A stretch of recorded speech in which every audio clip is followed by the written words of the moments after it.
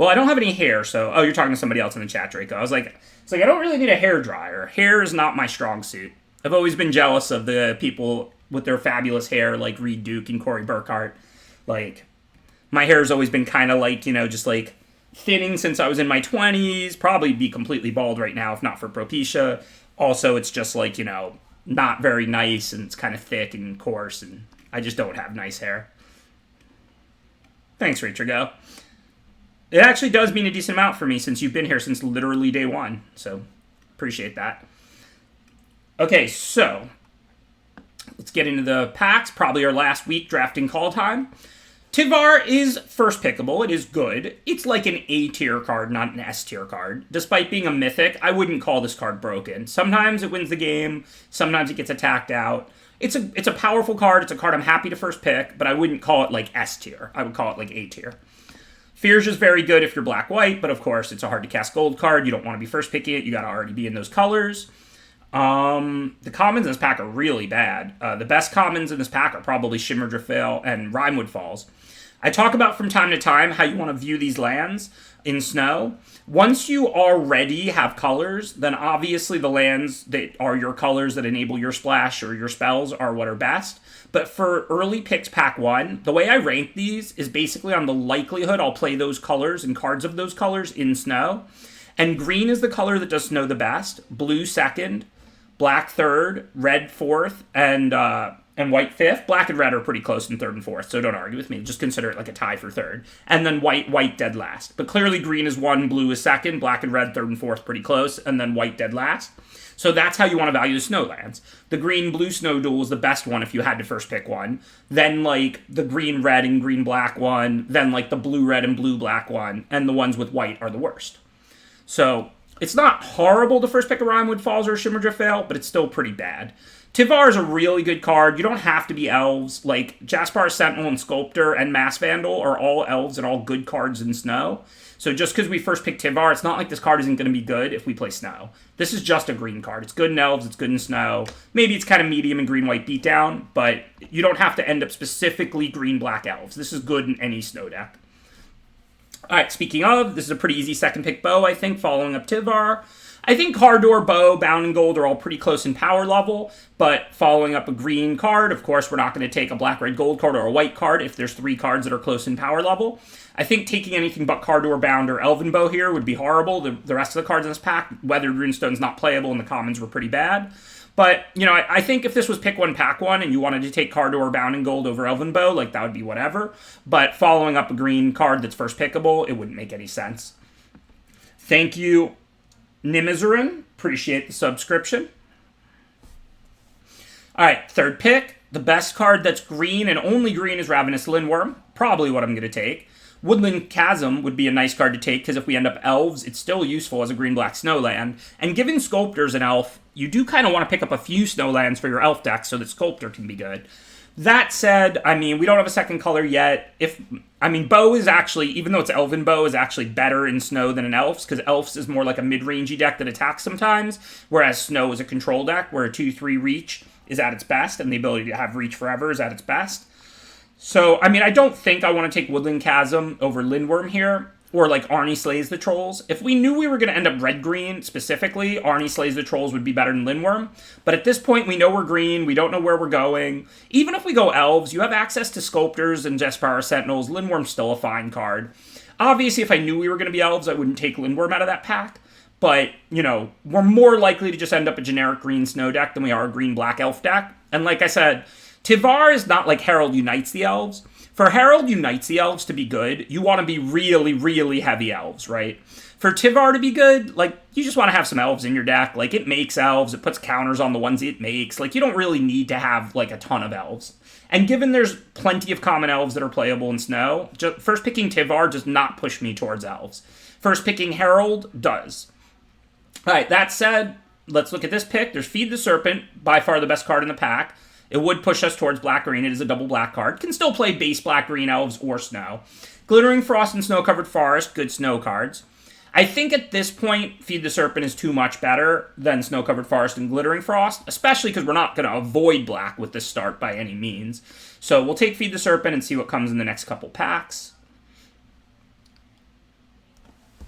Svella. I think Svella is for sure better than Tivar Kel in a snow deck. I don't even think it's particularly close. I mean, like I said, Tivar is first pickable, but Svella might be the best uncommon in the set. If it's not, it's just because it's a red, green, gold card. In terms of like power level, Svella is just unbelievable. A 3-mana 2/4 is already a good blocker, which and it's not a good attacker, but it's a good blocker, and that's what you want if you have a win con in play already. And then it wins the game single-handedly, and it helps you ramp. And like once you make one Manalith, you have 5-color perfect fixing basically. I think Svella is fantastic. All right, so here, pick between 2 cards, basically. Well, really 3 cards. Mistwalker and Ravenous Lindworm. But let's also not sleep on Rune Crown. If you get any Rune Crown's pretty busted. That said, I think we're just taking another Lindworm. We don't know if we're Elves or Snow, but we know either way we have 2 Lindworms. Tivar can help you ramp. We'll prioritize Sculptors and Jaspara Sentinels while we figure out whether we're going to be an Elf deck or a Snow deck. Clearly, we're going to be a green deck. I mean, the green we've seen in this pack is ludicrous. I mean, we just got a 5th pick Lindworm.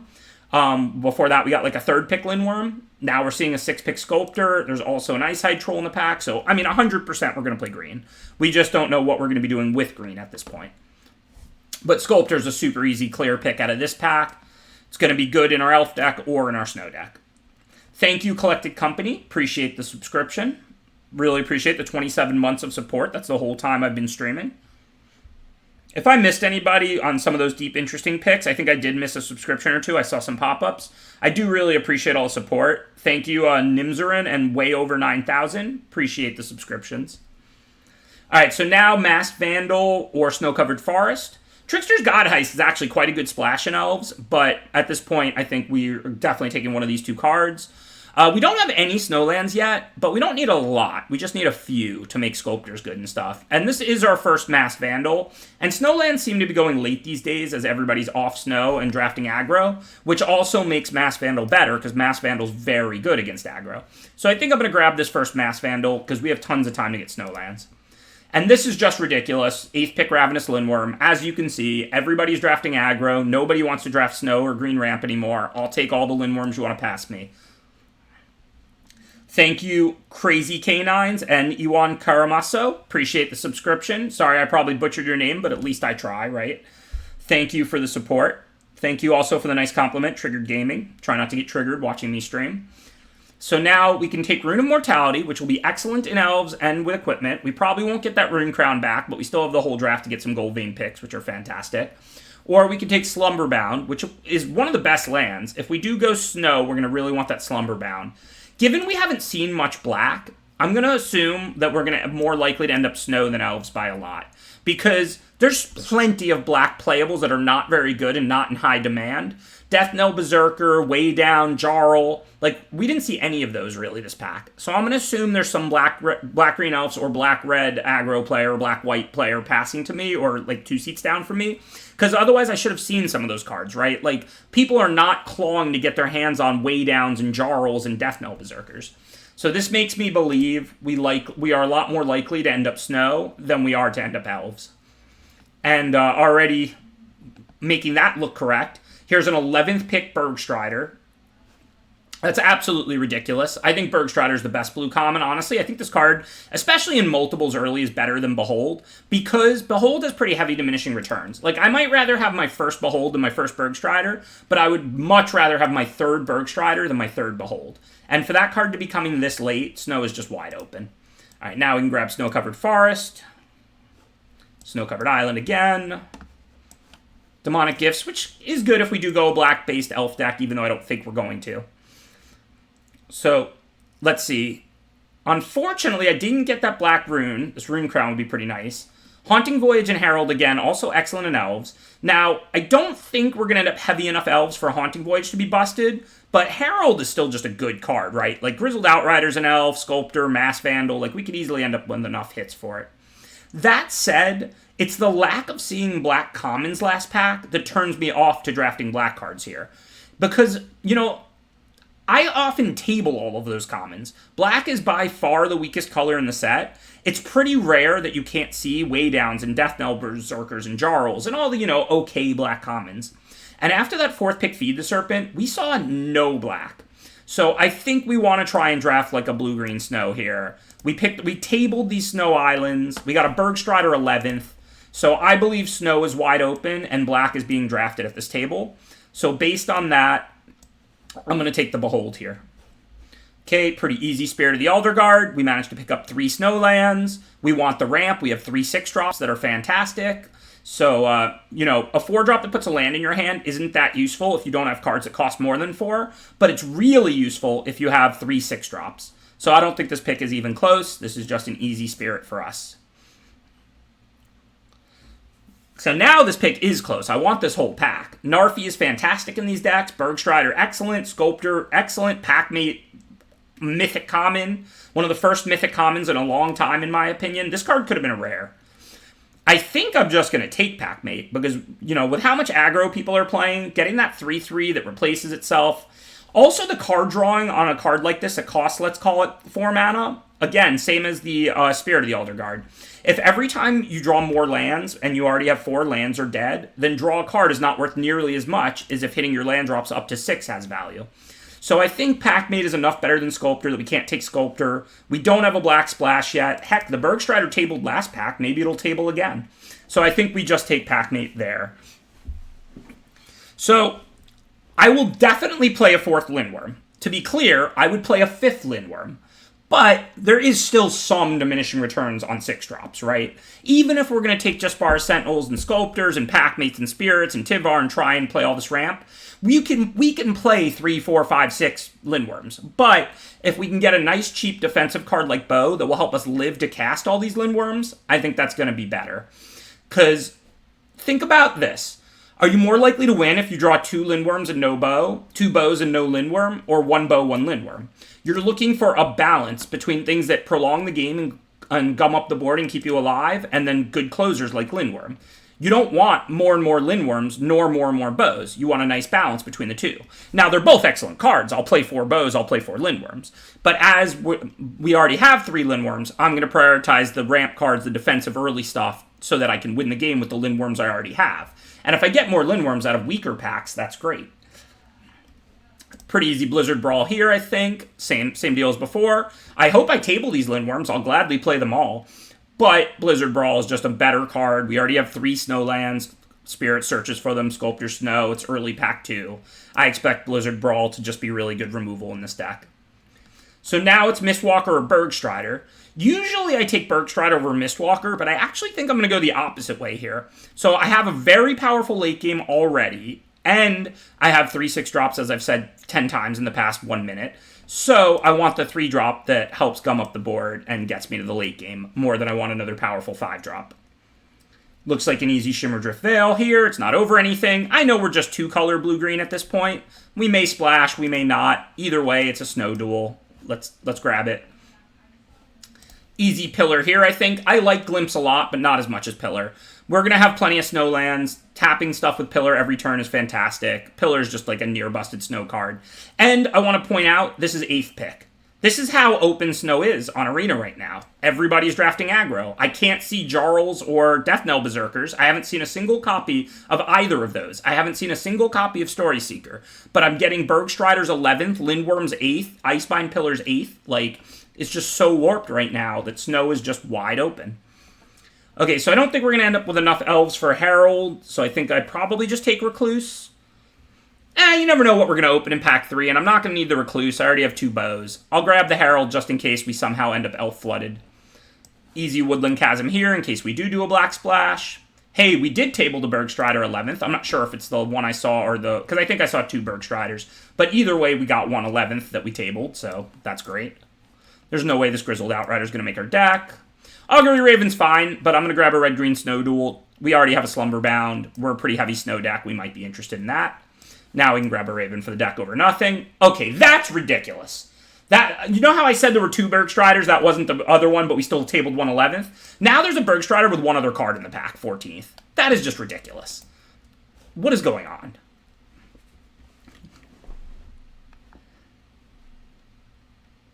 Okay, so Poison the Cup, single black. We already have a Woodland Chasm, Spirit to search for it, super easy to splash. Remember, you're looking to foretell this card for the Scry 2. Sometimes you don't foretell it just because you want to use it immediately, but by and large, this card costs 2 colors to foretell and then a black and 1. So it's very easy to do off a really light splash. Tavar gives us black mana. Spirit searches for Shimmer or Woodland Chasm. So we got plenty of black sources without even sticking a basic swamp in our deck. There's also just nothing close, right? Like, what would I take if I didn't take Poison the Cup here? Squash. All right, let's see. There's a Behold. I avoided that other Behold last pack because, again, it's not a card I want a million of, but this might be a good time to get a second. This pack's pretty weak. There's a Snow-Covered Swamp, which I'd probably play, but I really don't need. Spirit searches for non-basics. It just searches for snowlands, not basics. So at this point, I don't have Path or Horizon Seeker, so Snow Swamp really isn't offering me anything. I already have enough black sources. Veil, Chasm, Tivar, and Spirit are functionally black sources. And if I can pick up any Jaspara Sentinels or Glittering Frost, I happily will. So I don't think we want Snow Swamp. I think this is just a pretty clear Behold. It's not over much. Okay, easy Packmate. I would definitely be willing to splash Agar, but we only have one fight spell, no damage base removal. 3 Seasons I'd probably play. We have 3 Bergstriders, plenty of Snowlands, but it's still a mediocre card. Packmate is fantastic. This is just an easy Packmate.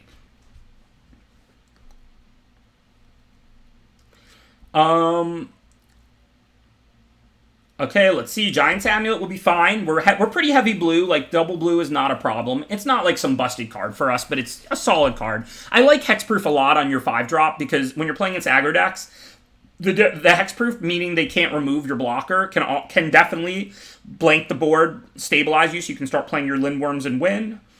Otherwise, it's Trickster's Godheist, which is on color, but we don't actually have that much cheap early stuff to give them, so I don't think Trickster's Godheist is going to be that good in our deck. Now, granted, I don't want to keep taking expensive cards, but I don't think there's really a choice there. So, we could make this path work, and it's a fantastic card, but we currently don't have any Snow Mountains, Plains, or Swamps, and we don't want to put Snow Mountain, Plains, and Swamp in our deck, or basic Plains, Mountain, and Swamp in our deck. We currently have one very light black splash and a blue-green deck. Sculptor's a good card for us. We have a lot of stuff to ramp into. 3 Bergstriders, 3 Lindworms. We have card drawing. I think we don't need more power. We need more early game. So there are times I would take Path here. Like, pick one, pack one. I think Path is one of the best uncommons, and Sculptor's just fine. But given how much power we have and the lack of early game, I think this is a pretty clear Sculptor. And yeah, 5th pick Path, as Holy Diva points out, is ludicrous, just like 8th pick Pillar and 14th pick Bergstrider and 6th pick Packmate. This card is like top 10 on commons in the set, Packmate. Forget about commons. What is it doing in this pack, 6th pick? Alright, so now we can grab Priest or Snow Swamp or 3 Seasons. I wouldn't mind one Snow Swamp, but we still don't have a single thing that searches for a basic, and I haven't gotten any more black cards, so I really don't think we need it. I think I might just take the Priest. I don't know if I'll play it or not, but I think we have plenty of playables. I don't think I want to stick a basic Swamp in my deck, especially not unless I get the Priest. So, and I don't really like 3 Seasons that much. Well, there's another black card I'll happily splash. So now the black splash is a little heavier, so if I can table a Snow Swamp, I definitely will now play Priest, Poison the Cup, and Binding. We'll see. Okay, these cards, I think Bind the Monster is pretty much unplayable. I don't think there's any way we're going to use any of these. So Run Ashore is a serviceable 6. I think the card is fine, but we have 3 Lindworms, 3 Bergstriders, so I'm not planning to play it. So I don't think we're going to use any of these cards. I don't think I even have it. Well, I have a decent amount of Foretell, but I don't think I really need to draw cards off Vega when I have all these Packmates. That just seems kind of bad. We're definitely not going to want to splash red here, I don't think. Like Agar, I mean, we do have a bunch of Bergstriders. Well, no, and 3 Seasons I might play. I have a good amount of snow, and I don't think I'm going to want to splash red. I have plenty of power. Trickster's Godheist. We could give him the 2 bow tokens. We really didn't pick up many small things. I didn't see any Jaspara Sentinels this draft. Haven't seen another Vandal. I'm going to grab it, but I don't know if we're going to play it or not. Okay, and now there's a Path 13th pick, because clearly people are drafting snow in this table. But we can't use Path, like I said. Port is on color. Black, even though we won't have double black that often, we will sometimes. If we have Sculptor and a black Snowland, we have double black, right? So I think the Port will probably make our deck. And we got the Snow Swamp 15th pick. Literally no other cards in the pack. And that's cool, because with the Binding and the Priest, I'm happy to put 1 Swamp in my deck. We might play Feed the Serpent, because we're going to put the basic Swamp in, I think. We might not. We'll take a look.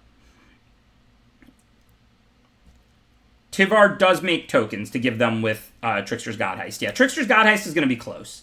I mean, we have the 2 bow tokens, the 2 sculptors, which are kind of medium to give them, Mass Vandal, which is pretty good to give them because, they don't destroy anything, they just get a 1/3. And then we have, like, the Tivar tokens, potentially, yeah. But also, like, look at a lot of our creatures. We don't want to be giving them Lindworms and Bergstriders, right? And Packmates and Augury Ravens. Those are all pretty big, powerful creatures. So, are we going to play 16 or 17 lands? We have 2 Sculptors. Oh, 3 Packmates. Okay, we're going to play 16 lands. So we need to cut 5 cards. So let's see if there's any obvious weak cuts. Priest off the splash, not fantastic. Feed off double black, not fantastic. Like I said, Trickster's Godheist is pretty medium. This is going to be a lot of cuts, so I'm going to move the cuttable cards over here. And then we can look at them all together. Raven's fine, but certainly cuttable. 3 Seasons is fine, but cuttable. Priest off the splash is cuttable. Black's not a base color. I guess the rest of these are pretty uncuttable. And that's not even enough cuts. So, I mean, I guess if we just cut all our weak cards, we still have to, like... Or no, that's exactly enough, because I wanted to play 16, so we cut 1 land. So let me take a look at this. And remember, even though we're not going to hit the board on turn 2 every time, we're going to use our mana. That's a lot of foretell cards. These cards all foretell for 2. So it's not like we won't spend our mana on turn 2. So yeah, this looks right. And I think 16 lands is right. Even though we have a lot of Lindworms, remember, this gets a land. These make mana. These draw cards. These 3 draw cards. This looks 16 lands, and this looks pretty solid to me. I don't think we want to do this red splash. Slumberbound's nice, but we didn't end up with any Demon Bolts or anything. Let's get rid of these swamps. If we don't play the Feed and the Priest, we certainly want no more than the 1 basic swamp here. I don't even know if we want that, to be honest, if I don't play the Feed and the Priest. We're splashing black for 2 cards, Poison and Binding. Herald can get there in these decks. Like I said, Sculptor's a good elf, Mass Vandal's a good elf, Mistwalker is a good elf. Don't forget, Mistwalker's an elf too. Jaspar Sentinel's a good elf. There's a lot of good common elves for Snow, but we don't have that many of them. Spirit's not an elf, Packmate's not an elf, Bergstrider and Lindworm aren't elves. And we have 3 Packmates, 3 Bergstriders, and 3 Lindworms, so we don't actually have that many Changelings or that many elves. It doesn't even hit Elven Bow, strangely, right? These aren't randomly warriors. These are wizards, these are worms, these are just wolves. Like, it doesn't hit any of these cards. I think, strangely, it does hit the Mythic Tivar, but you may reveal an elf, warrior, or Tivar card, but that's still, our total hits from Herald would be Tivar, Mistwalker, 2 Sculptors, and Vandal. 5 cards in our deck, so that's not what we're trying to do. 1, 2, 4, 5, 7, 8, 9, 10, 12, 15, 16, 17, 18, 21, 24. So, oh yeah, I just cut a bunch of lands, so we get to put 1 more land in. So, our fixing, mostly just our lands. I mean, some green card drawing, some blue card drawing. We want pretty even green and blue, but we'd certainly play 1 more green if it tilts that way. So, for now, we have 5, 6, 7, 8 green, 1, 2, 5, 6, 7 blue, and our 1 black already in. So I guess we probably want the 8th blue before the 9th green. It's pretty close.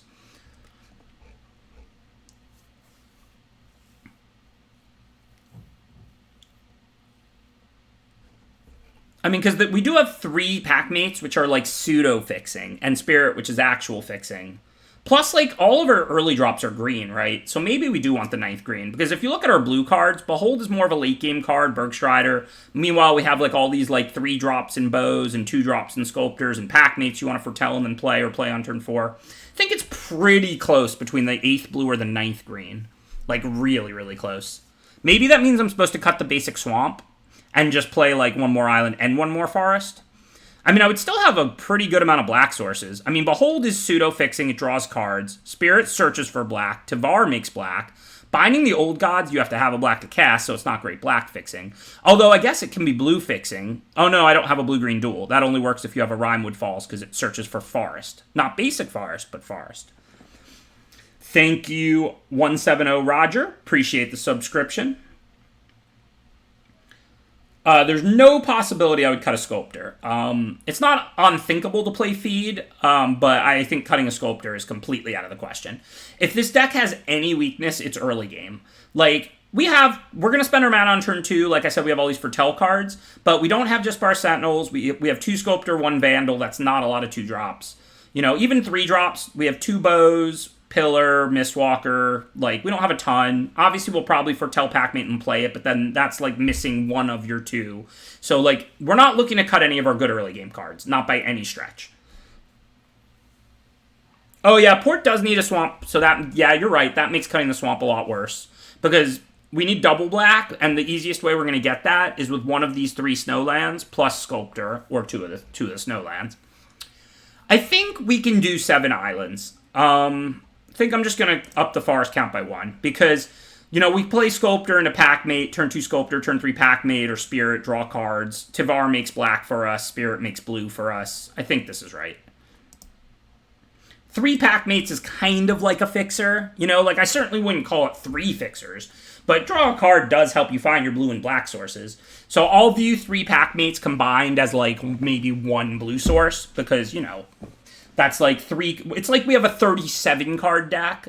Assuming we have a ton of green, which we do, so we can cast Packmate every time, it's like we have a 37 card deck. Because 3 of our green cards just replace themselves. So that's almost like having 1 more island in a 40 card deck. Not quite, but, you know, it's in that direction. Like, I can't do the actual math here, but it certainly points in that direction. Spirit finds black either way, because Spirit doesn't search for basic, it searches for snowlands. So even if I cut the Snow Swamp, Spirit of the Alderguard can still search for Woodland Chasm or Shimmerdrift Vale. So Spirit's going to get black for us either way.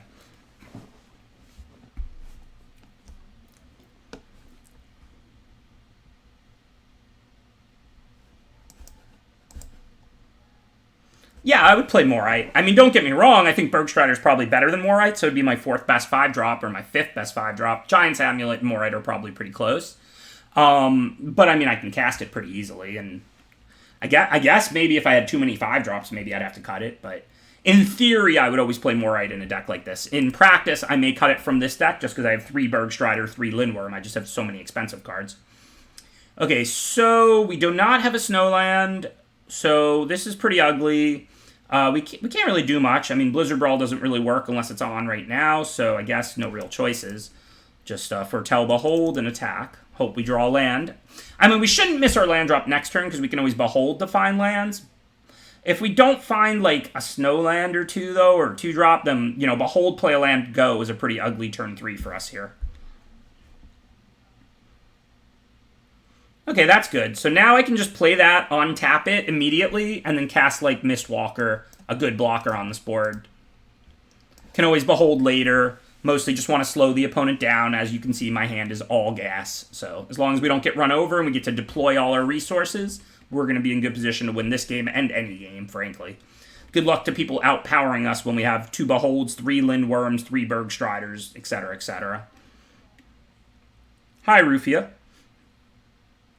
Yeah, they missed a land drop, and green-white aggro has a lot of cheap cards, so they'll probably keep playing things every turn. But if they're not developing, it's going to be hard for them to run us over. So I'm definitely blocking. If they showed me a pump spell in their hand, I would still block. Mistwalker's job here is to absorb, trade with that pump spell, and save us life. I don't care at all whether my Mistwalker goes on to live or not.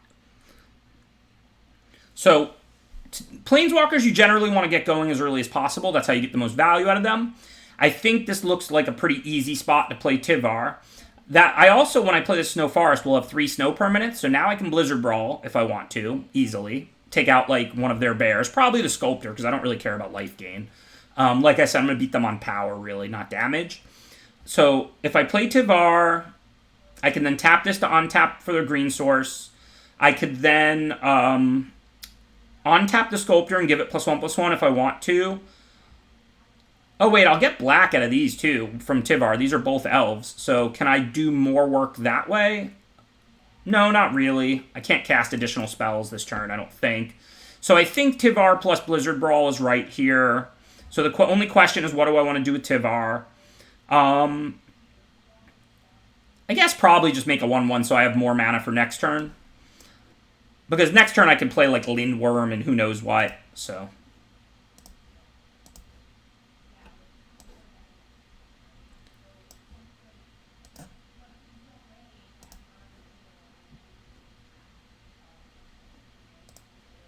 I could theoretically get more value, like attacking with the Mistwalker and then untapping it with Tivar or something like that.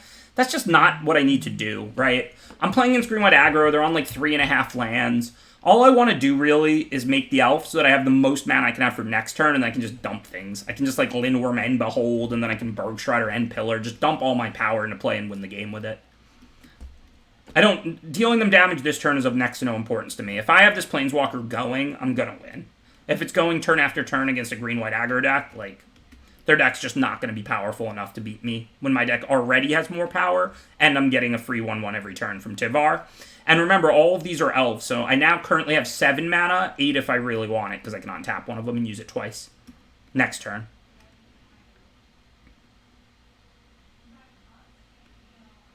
Yes, I should have blocked the Sculptor, not the Story Seeker last turn. You are 100% right there. So I could double block, but they might have the 1 green pump spell here foretold, whereas I wouldn't expect Snow decks to play Mammoth Growth. I would expect every green-white deck to play Mammoth Growth. So it's a close call, but I'm happy enough just to block. If I double block and they have Mammoth Growth, I lose both. Like I said earlier, I really don't care about the life gain. I'm going to win on power, not on life. Like, the life gain really just means next to nothing to me. Thank you, Old Waffle Hand. Appreciate the subscription.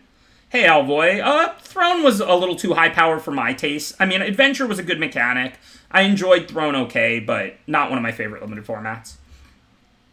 Alright, so now we can play Lindworm to block, and then what else do we want to do? We have access to up to 8 mana, so I think we want to Behold, and then if we end up with a land, then we don't have to plus Tivar to cast Lindworm. If we don't, then we will. Because that's all we can do with 2 mana. So I'm still going to bottom both, because we don't need more lands, and then if we draw one, we draw one. If we don't, we don't. Okay, and then let's say I were to play Lindworm now, tapping everything, basically. If they bound the Lindworm, I lose Tivar. We don't want that.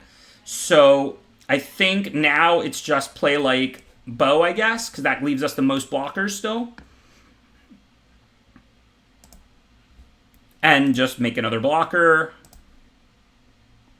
And now, well, we still have these 2 blockers up and 2 more mana we could use if we want. Should I foretell Packmate for next turn?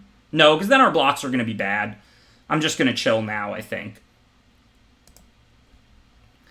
Again, I'm just trying to, like, develop here because, I mean, as you can see, I'm going to have endless power. And, I mean, I'll attack, and maybe I missed one with Mistwalker there, but I'd rather not block with Sculptor because it'll die. Mistwalker just bounces with things. They can't attack Tivar. I'm using it every turn. It's really hard to lose from a position like this, frankly. Yeah, I'm not a big fan of Cube, Usmeal. The grindier and lower power a Cube, the more I usually like it.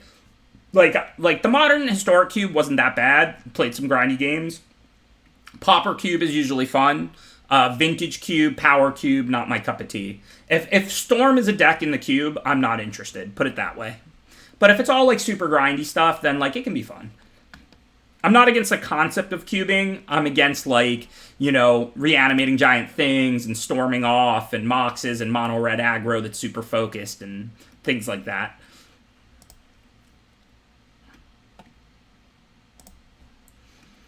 Alright, so now we have 4, 9, up to 10 mana to work with. What do we want to do? I do want to start attacking with my big ones like Lindworm. I do want to get that out.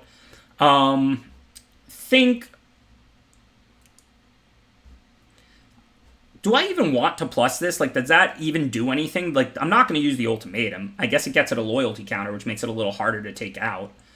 So I think I really want to get down Lindworm. Think I'm just going to play Lindworm here and, like, attack with, like, the flyer, because I have plenty of blockers then. So, let's say, yeah, just make another elf, play Lindworm, and attack with the flyer. Seems right. I don't really see what else I would do. I mean, I don't want to miss free attacks, basically. I'm not worried about a sweeper at all, because, I mean, I've got a handful of gas. They're the aggro deck. I mean, the odds they even would play Doomscar are pretty low, but even if they Doomscarred, I would just on-tap with Tivar and a handful of gas. So yeah, this looks right to me. If they bound the Lindworm, I still have fine blocks. If they don't, then I'll start attacking with a 6/6. Yeah, I agree, Holy Diva. I've said before, like, I play my best in close games, especially close games where I'm a little behind. When I'm winning by this much, it's hard for me to try and find the optimal line because I just feel like I'm basically 100% to win, right? Really, what we should be doing is trying to think about combinations of outs. Like, if they were to give a creature flying and pump it with Mammoth Growth and Kaya's Onslaught it or something like that, I mean, we have a reach blocker, but like I probably don't want to start. I probably don't want to tap the flyer for minimal amounts of damage in the future. Just attack with like some ground pounders and hold up a couple of blockers that have reach. Because like, I mean, really, that's how they could win is some ridiculous combination of cards like that and sneaking in 18. I mean, I know it's 18. It's probably not even possible, but like, they're not going to beat me on resource. They have to beat me on aggression. They're not going to beat me on total resources. All right, so is there anything we want to binding? Not particularly. Doesn't mean we won't play it, but certainly not like a particularly attractive option. Lindworm is the only creature that we have that looks like it can really attack. If they go for some kind of double block, we can use Poison the Cup to blow them out. So Lindworm can certainly attack. And then past that, I think we're just casting like Packmates. Maybe soon we'll Bergstrider and then be able to attack with the Packmates as well. I'm not going to send the Mistwalker again for the reason I said last turn. I maybe shouldn't even have sent it last turn, but obviously we're talking 99.9 versus 100 because I already had a reach blocker up, and it's near inconceivable they could deal me 18.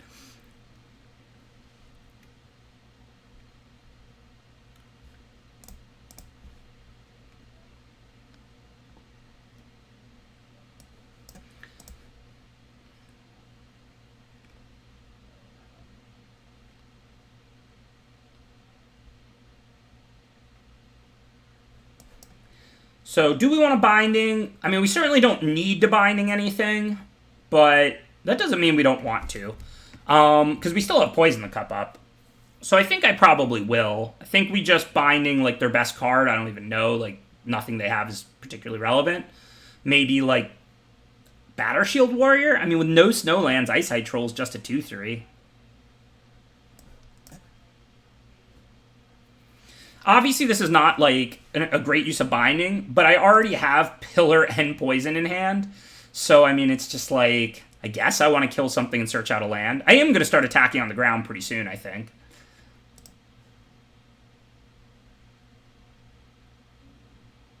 And do we foretell Poison the Cup? No, I'd just rather have it up. Couldn't really care less about the Scry too, especially if I'm going to search for a land next upkeep, then that's going to get rid of the Scry anyway. Yeah, it could make sense, Pigpen Chaos. I don't think it was a priority to do that, but again, it could become right. It would deal more damage, and again, we're winning by so much. All we can really do now is close out at whatever speed, the best speed we can, while making sure they don't have outs, while making sure we have reach blockers up, poison available, etc., etc. I mean, like I said, if I'm the opponent, I'm just conceding. Like, this is just, I can't tell you what the optimal play is in a game where we're 100% to win no matter what we do. Yeah, they could Starheim, make a couple flyers, who cares? Tap one, kill one, whatever. When Starheim Unleashed would barely have an impact on the board, then you know Magic is no longer a game. Like, it's time to go to the next game.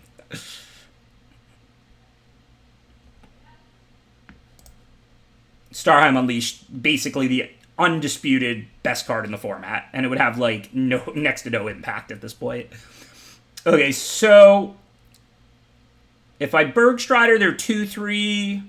Oh, they still have this 4/4 to block with, so I still can't really send these ground creatures without Death Touch. If I Bergstrider the 4/4, I can send the 3/3.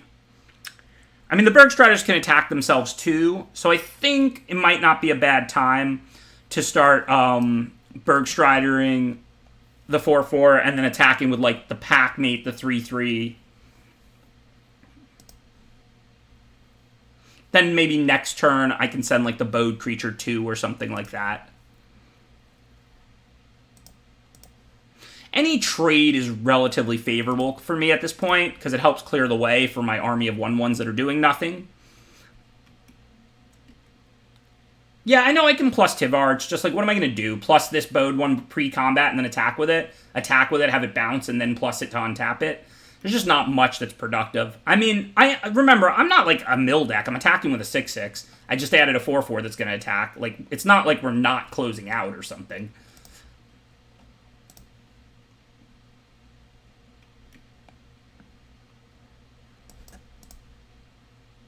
All right, we still have infinite blockers, so now I'll do all the foretelling because we still have 5 blockers to their 4 attackers, plus Poison the Cup.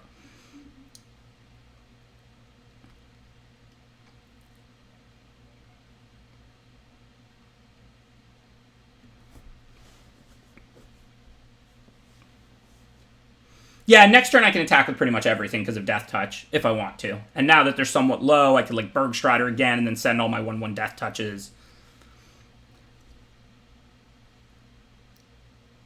I know the plus gives Death Touch. I'm saying, though, it's not, you can't use it at instant speed. It's a Planeswalker. So, like, I could plus pre-combat and then attack with it, and then it stays tapped and it's an attacker because it has Death Touch. Or I could, like, plus post-combat to untap it. But it's not like I can attack, and then if they block, I can, like, plus it or something.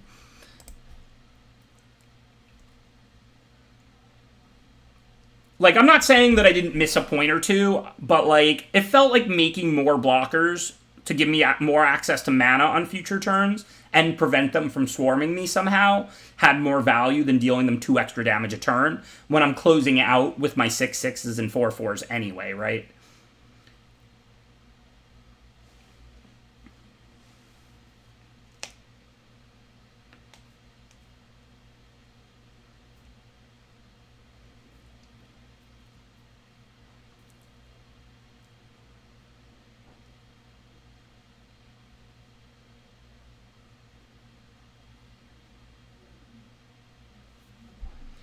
Alright, no green, but I chose to play 9 green sources. Plus, we have turn 2 for Tell Behold, turn 3 Play Behold if necessary on the play. I hope we just draw a Forest on turn 2, but I'm not going to mulligan. Behold is pseudo-fixing out of a deck that has 9 green sources. So, I mean, we have our draw step, 4 cards draw step to find one of 9 green sources to have a hand. So, hey, right where we wanted it. Never didn't have it. Thanks for the subscription, Mr. Fancy Pants. I do not Gosu nor.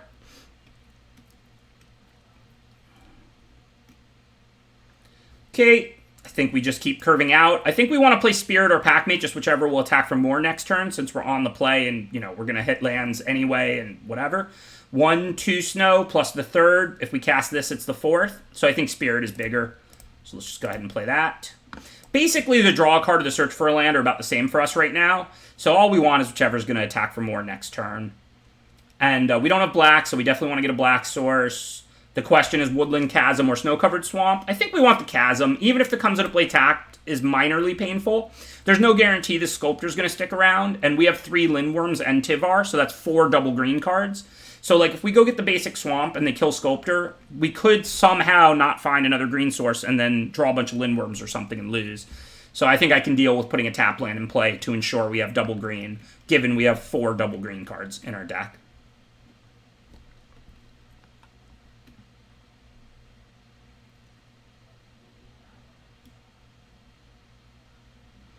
Okay, so this looks like Woodland Chasm, attack and play Packmate. I mean, I missed 2 damage, but seems well worth it to develop. We got to play it pre-combat, so we don't miss a damage with the Spirit's power.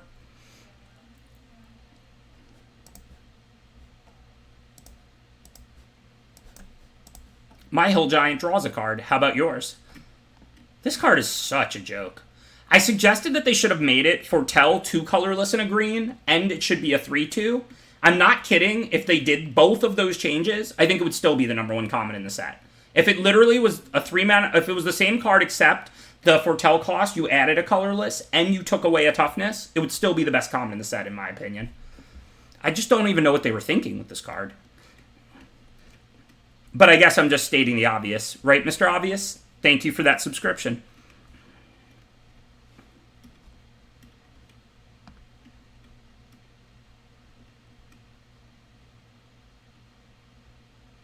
All right, so we're going to be able to attack right past Mistwalker with the Spirit. We can send both of these, then they just block the Packmate, we get an extra 2 in. Would we rather use Sculptor for mana? So we have access to 6 mana this turn. We have a 3 mana card plus 1 to use, and then 2 for Tell 4 drops. I think we're better off just developing, though. Like, we don't have anything of theirs we really want to tap. So I think what I'm going to do here is play Packmate, then attack with all 3 of these, and then just foretell Behold. Because I'd rather use mana than deal a point or 2 of damage. And, like, I really don't think there's, like, a ton of value there. Like, I could play more aggressively, but I think I'm just better off just developing.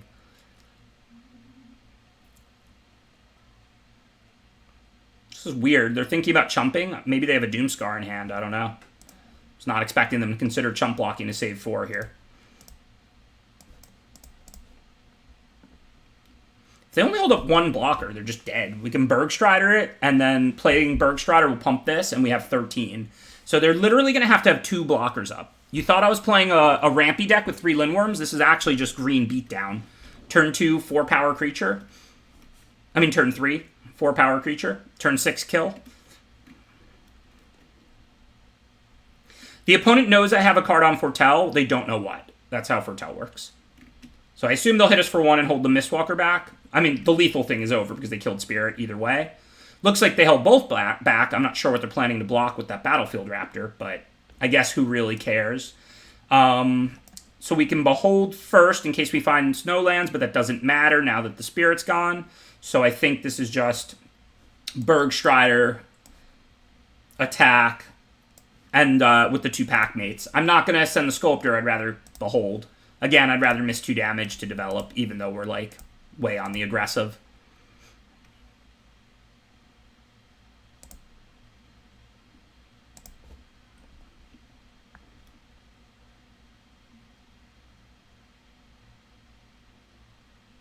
I think there was more value in getting my tap land in play. It was a close call, but again, even though it feels like I'm an aggro deck, I'm not in a race, right? Like, so I just wanted to get my tap lands out so I could use mana, because Behold's going to give me more ammo. My deck has like 3 Bergstriders, Giant's Amulet, 3 Lindworms, 2 Beholds, lots of ways to use tons of mana. So I just felt like there was more value in getting the tap land in play when the punishment was missing 2 damage than there might be later when it's like missing casting a spell or something like that. But I think it was a close call. I know it looks like I'm way on the aggro here, and I kind of am, but at the same time, I'm not worried about killing them 1 turn sooner or something. I'm literally about to draw a bunch more good cards. I have a Pillar in hand, like, you know. This isn't a little aggro deck where we need to sneak in, like, the damage. Obviously, I'll take the damage. I'll end the game as soon as I can. But, like, I'm not concerned with missing damage. I'm just concerned with development, and, like, I'm attacking because I can, basically.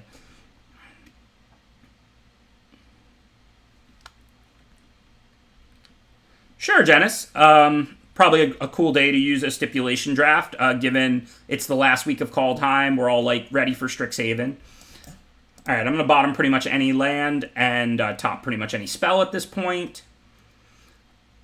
Let's see. So right now, they're dead on board. If they have 1 interaction, like an Iron Verdict or Depart the Realm, then they're still dead on board if I tap the Raptor, but not otherwise. So, easy peasy. Thank you for subscribing, Gahulash. Appreciate the subscription. What's the stipulation, Janice? What do you got for me?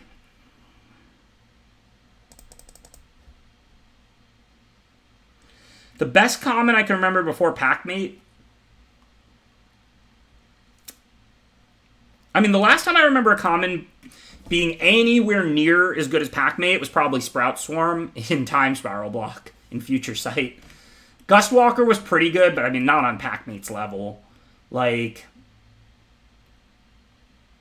the last time I called a card a Mythic Common was probably Sprout Swarm, like, 12 years ago or whatever.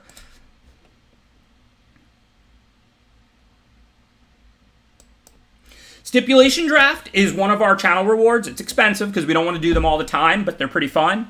You get to choose a weird stipulation that I have to do during the next draft portion. So in this case, it's one of our viewer rewards. So Janice just redeemed it, so they get to pick a stipulation. They have to tell me what it is. Stipulation: if there's a gold card in the pack, pick it. Exceptions: dual lands, Glittering Frost, and Path to the World Tree.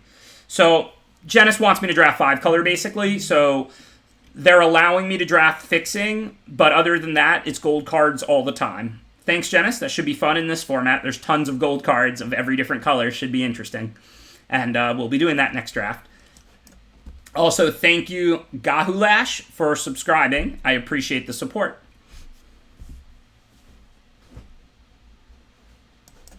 Yeah, I mean, obviously in the spirit of it, I'll be trying to play them. I'll be trying to draft 5-color. I mean, obviously, even if I have to pick them all, like, I don't necessarily have to play them all because that wasn't in the step, but I'll still be trying to play them.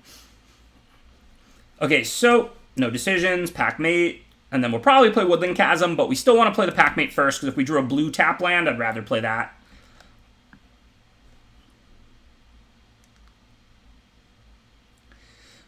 We've got three viewer channel point rewards that I think are pretty cool at this point. We've got, I'll commentate your whole draft on stream. You just screen share with me, and I just commentate it, just the draft portion, obviously, so we're not in it for hours. But, you can get a whole draft of yours personally commentated by me.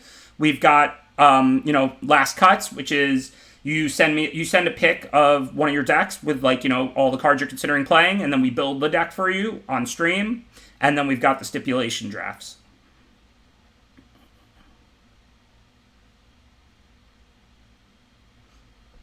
Yeah, sounds good, Janice. I get the spirit of it, obviously. You're allowing me to take fixtures over gold cards because you want me to draft all my gold cards and try and play them, of course. So I'm on board. I will be drafting all the gold cards I can and taking fixtures where I can to be able to play all those gold cards. Okay, so we still don't have a blue source or a land for this turn, but we do have a pack mate. So I assume I want to foretell that because there's no guarantee we'll draw land next turn. Do I attack with the pack mate? I mean, if they play like a Craven Hulk and give it haste, the pack mate's not going to attack or block. But otherwise, it might save us damage. And given my hand is really powerful, but we don't have lands, I don't want to be trading blows. I want to be extending the game and keeping life totals up. So I'm not going to attack. Even if this misses dealing 3 and only saves 2 back, that's worth it to me. The only way I would attack with pack mate here was if I knew their deck had a lot of like Craven Hulks or something that pack mate couldn't block.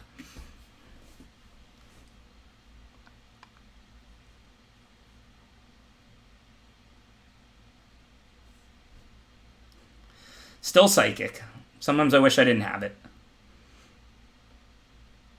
Alright, so for this turn, I think we can just play Binding on a 4-4. We want to ramp, we want to develop. This is a pretty good turn. Remember, get that land in play this turn so that we untap it as soon as possible, because obviously we can spend loads of mana. We can't put out Tivar, I mean, they would just die, but happy to Binding here.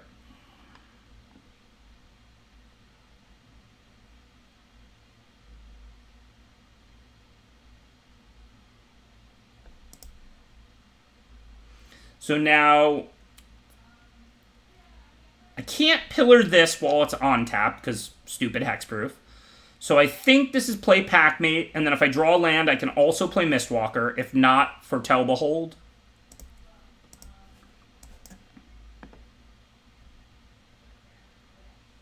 Sweet. Still don't have a block on the 4-5, so I'm getting a little lower than I would like, but also it's Lindworm time. And Lindworm can not only block the 4-5, but it basically makes it like it didn't attack this turn.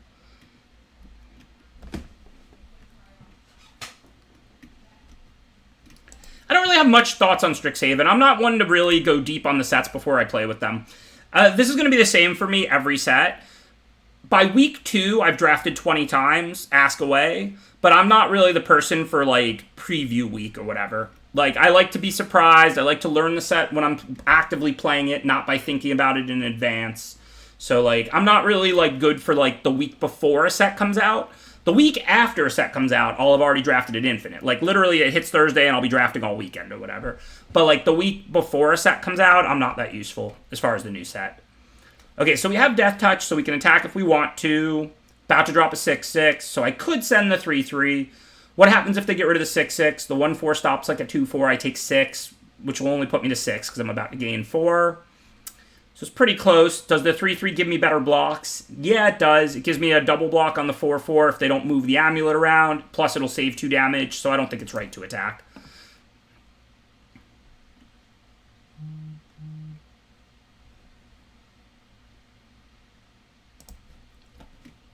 If the 3-3 didn't change blocks much, I would attack.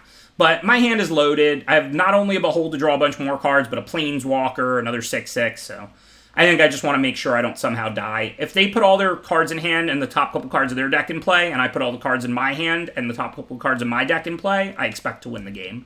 I want to make sure I don't die before I deploy all my great stuff.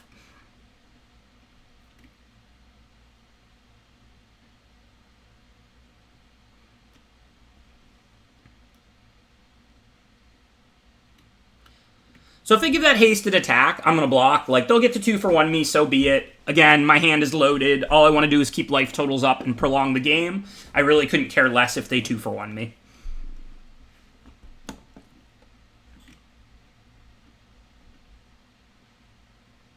I have not done any Arena Cube. This latest one. I actually did like the Historic Cube or whatever was on Arena last time. Not better than most of my favorite limited formats or anything, but way more than most of the like high power legacy and vintage cubes and stuff. So I mean, if it's a low power cube, I would consider it. Okay, so let's see. If I were to make profitable blocks where I lost all my creatures, then the Cinderheart Giant's ability would do nothing. But I don't think that's really possible, right? My profitable blocks, I can like double block the 4/4 token and put the 6/6 on the 7/6. Oh, I can double block the 2/4 for a free kill. That looks really nice. So I think this is... I don't want to take, like, massive amounts of damage. Like I said, as long as I don't accidentally lose, from life total, if I deploy all my stuff, I'm going to win. But this is just a free kill. I take 5 down to 7. No big deal. Remove these 2 creatures and then just drop another Lindworm. This looks almost scripted. Because, I mean, I can't lose all 3 creatures to make Cinderheart's ability do nothing. So this way, I'm still going to have 2 creatures out. Cinderheart will kill one of them, but then the other one will just live. If I double block the 4/4, I kill a 4/4 instead of a 2/4, and I save 2 points of damage, but I lose an additional creature. So this just looks automatic, basically.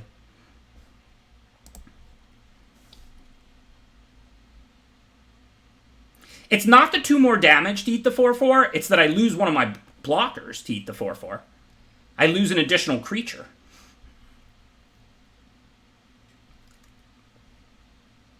Okay, I don't really see any decisions. Just play Lindworm and pass.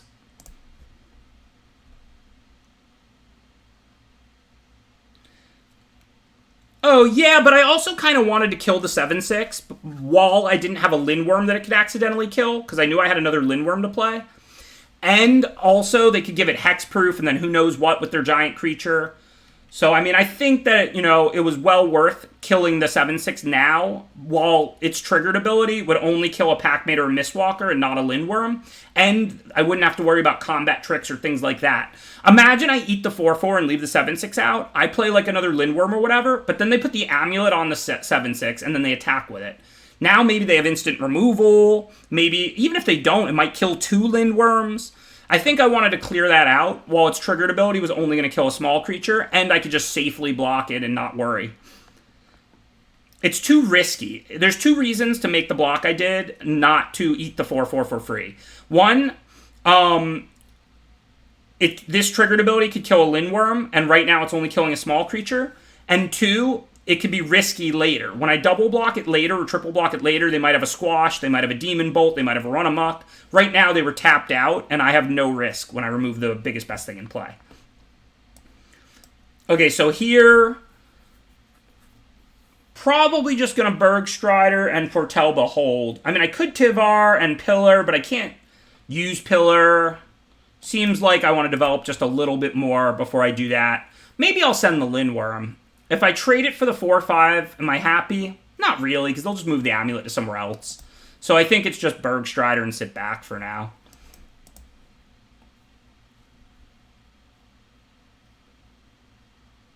Hey, you're welcome, Kojo Man. Thank you for the compliment, and thanks for hanging out.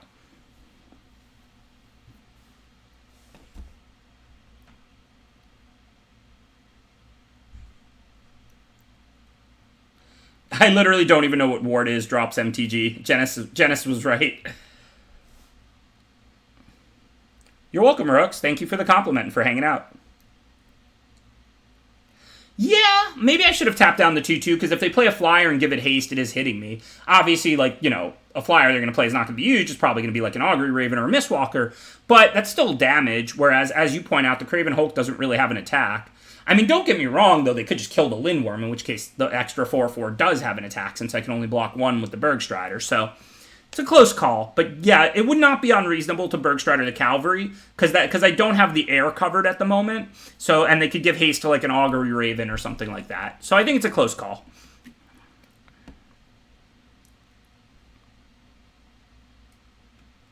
I'm not against the cube. I haven't played it. I haven't tried it. I have no current plans to stream it. If it's like a fun grindy cube, I'd consider it. If it's like a Storm Reanimator cube, I'm not interested.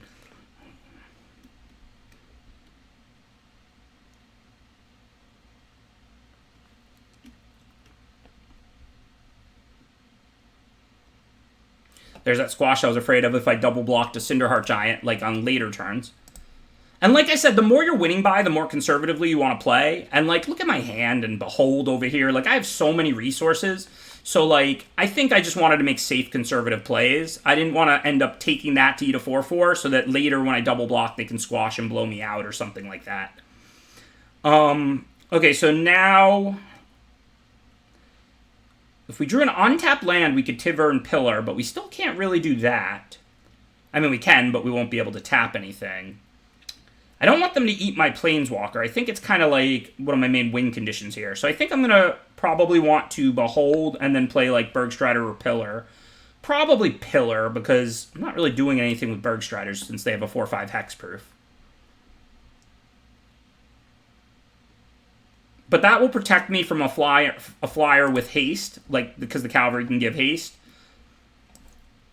Looks like blue or black, definitely not green. I have a lot of blue cards, and I already played one of the 2 black cards in my deck, so I think I'm going to call blue.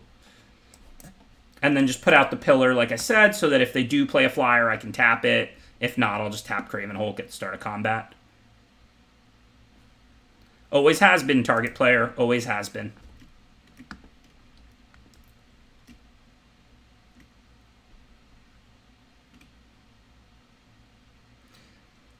Because nobody else in my pod would take any of the good snow cards, Jaybirds. For anybody who missed the draft, I got a Bergstrider 11th, I got a Bergstrider 14th, I got a Lindworm 8th, I got a Packmate 6th. People just refuse to draft these good snow cards now, and, I mean, I'll take them. Like I said, I mean, aggro is good in this format. I'm not against aggro, and snow is good in this format, and you're looking for the balance, and whichever's more open, and I'm definitely down to draft like white aggro decks and red aggro decks. I'm also down to draft snow, just whichever's there. Lately, it's been all snow because, I mean, the snow is just flowing. If you want to give me 14th pick Bergstriders, I'm all about it.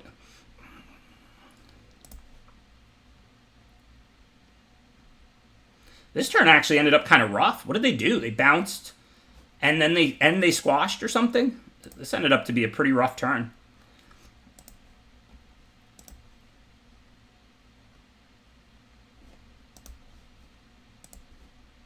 So I can chump or go to 3. Not super excited about either of those options. There's not really anything that does 3 to the player except provoke. I have Lindworms. How many have I used? Well, I've already used 2, so I only have 1 more Lindworm. I really don't want to be chumping with a 3/3 here. Well, I might have to next turn anyway. Thank you, WTY Bear. Appreciate the subscription. Yeah, I wasn't expecting this turn. Okay, so the question is chump or no. I think the answer is no. The Pillar's on tapping. I'm not going to die to a flyer randomly. I don't think I want to be chumping with a 3/3. It's pretty close. Well, we're not dead. I mean, we have Bergstrider, so we can lock down one of theirs and have 2 blockers and Pillar. Not saying we're going to win, but I don't think we're dead. And if I draw like a Lindworm or something, then we're totally fine. But for now, do we chump? I don't think so. We can always chump a 4/4 next turn. I don't think it's much different. All right, so how much mana do I have to work with? 9. 1 for Pillar leaves 8. This is unfortunately not an elf, so we can't untap it. So it looks like we don't really have choices. Just Bergstrider and pass, and then we effectively have 3 blockers for 3 attackers. Obviously, they can give this haste, but then the cavalry's not attacking. So we're definitely not dead. Our blocks may not be amazing, but then if we untap again, I mean, our hand is gas, so hopefully they don't draw something to finish us off. From here, it looks tight. Is it better to play the Amulet yes, because a 4/5 can eat where a 4/4 doesn't, but it doesn't work because then we just die, right? Then they have 4 attackers to 1, 2, 3 blockers, and we take lethal. So we have to Bergstrider. I could play Tivar and make an elf instead of using Pillar. I'll die if they top deck a flyer, but that might be worth it. Because it is development, and I can chump block with the 0/1, and then I untap with Tivar next turn. So maybe it's better to Tivar and make a 1/1 than it is to tap. It does mean I die to a flyer, but good beats. We know their hand is 1 Giant's Amulet. Hopefully they don't top deck Mistwalker or Augury Raven. Actually, Mistwalker's even 1 short because they only have 1 blue. So yeah, this isn't great. Chump the 4/5, trade with 1 4/4, chump another 4/4. But we'll untap this Bergstrider, we'll untap with Tivar, we'll untap Pillar. So assuming they don't draw anything this turn to break the game open, I still think I'm a favorite in this game. Because, I mean, I'm at 3, but only Provoke the Trolls goes to the player. It's not like once we stabilize, if they draw a Demon Bolt, we lose. And, I mean, I still have Bergstrider and a 4/5 Hexproof in hand and a Tivar out that they can't kill, so... Assuming they don't draw like a Run-Amok or an Augury Raven this turn. I mean, look, they might win. We're at 3, but still like my chances here. Yeah, Basalt Ravager works too. I'm sure there's more cards I haven't named. Hopefully we can dig and find that last Lindworm. Still 18 cards left in our deck. What is there? 1 Lindworm, 1 Behold, and 1 Packmate. I'm saying around 50-50. I'm not saying I'm going to win. That literally lethaled me. The top deck Taggy Mob. Now they literally can kill my 1/1 blocker and I die because I played Tivar instead of leaving Pillar up. Yuck. But I think the Tivar play was right. Because, I mean, we knew the only card in their hand was Giant's Amulet, so they literally had to draw off the top like a Haggy Mob or something unexpected. It's not like if they drew a random 4/4 that changed anything. Because they can only give haste to 1 creature, and I was already planning for the Giant's Amulet. Thank you, Real Nequium. Appreciate the subscription. But yeah, we just got pretty unlucky there. I'm not sure about the Strixhaven Streamer Early Access event or not. I pretty much never, like, fill out any of the stuff for WotC or apply for anything now. So if I, like, randomly have an invite, I might play, I might not.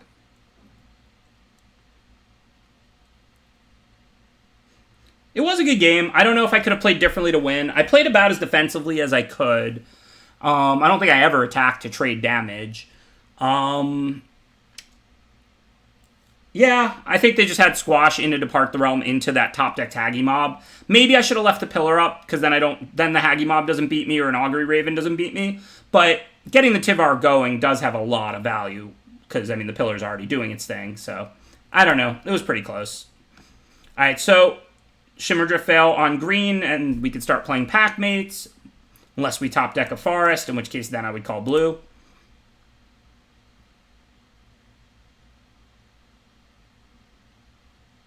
Yeah, maybe there's a turn I could have played Giant's Amulet instead of something. I'm not really sure, to be honest.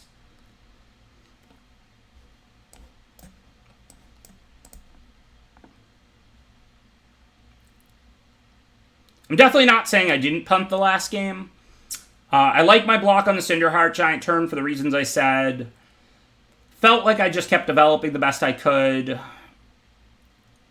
I don't know. I can't really find a spot that I messed up, but that doesn't mean I didn't. Alright, so since we drew a tap land, this becomes pretty easy. If I didn't have a tap land, I might want to use 3 mana instead of 2. But drawing cards in a land-light hand as early as possible has value, because it increases my chances of hitting my land drop each turn.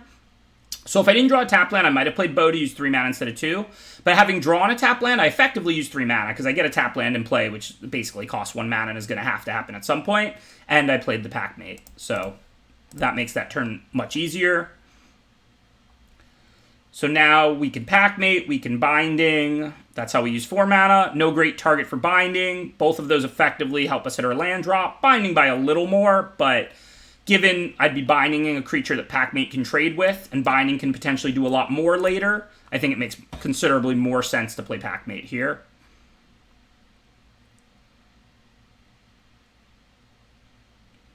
No, I don't need help, Janice. I just don't even know, like, where things are, what I'm in and what I'm not anymore. Like, when I was in the MPL, they just, like, invited us to that stuff. I think Rivals is probably invited too, but I don't know if I am or not. I'll try and figure it out this weekend. Okay, so 5 mana. Looks like a good turn to Giant's Amulet since they can't kill it. They could mass... Oh, it doesn't kill the token anyway. I'd still just have a 4/4. So it's bigger than their board, and it can't be killed by removal, so it's a good turn to just drop our Hexproof blocker to hide behind. If they put out something big, we'll Binding it. If not, if we draw a Forest, we can start Lindworming. It's the same thing, right, Alice Formola? I guess, yeah, either it's the exact same thing. Okay, so we can Pillar and Sculptor, we can just Binding or just Bow. Pillar and Sculptor looks right because I kind of want to get Sculptor out. I mean, even if I just trade Sculptor, it's basically the same as putting a Bow in play this turn, as far as being a blocker. And then I get to use my 3 mana on Pillar, so this seems like it's certainly correct.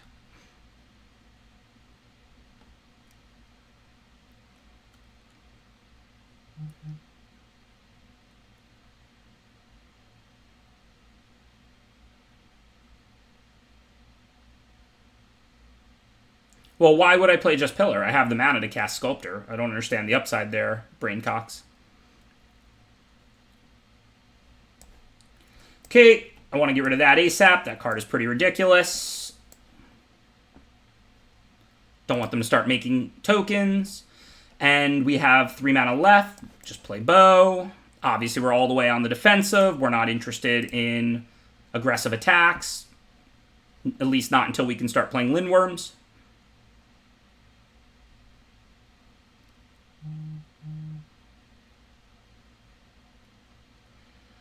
Pretty natural for me, Andy Mack. I think that, for better or worse, I'm more of an analyst than a competitor, just by nature. So that's why I think, whereas a lot of other pros are mostly focused on just, winning, I'm more focused on, how do I win? How do I optimize? I just think, that's just kind of naturally more the way I am, is, an analyst first, a competitor second.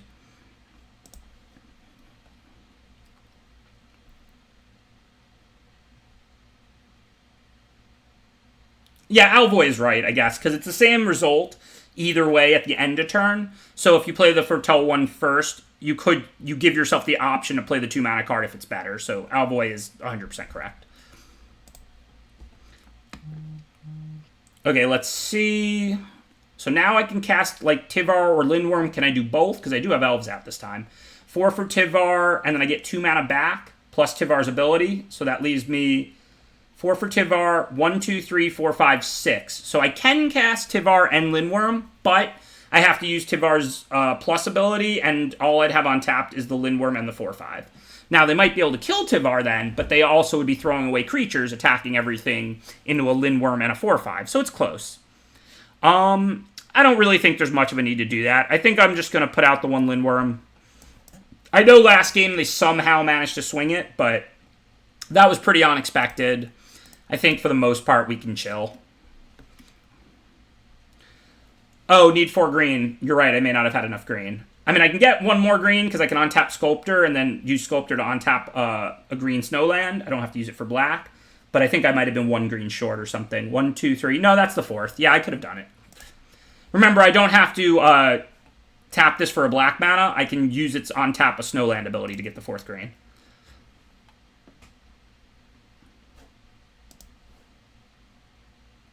Black, white, green, blue, red, but they're still missing 1 at the moment.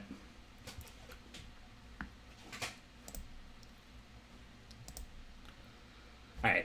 We're not worried about them attacking, but I might as well tap, I guess.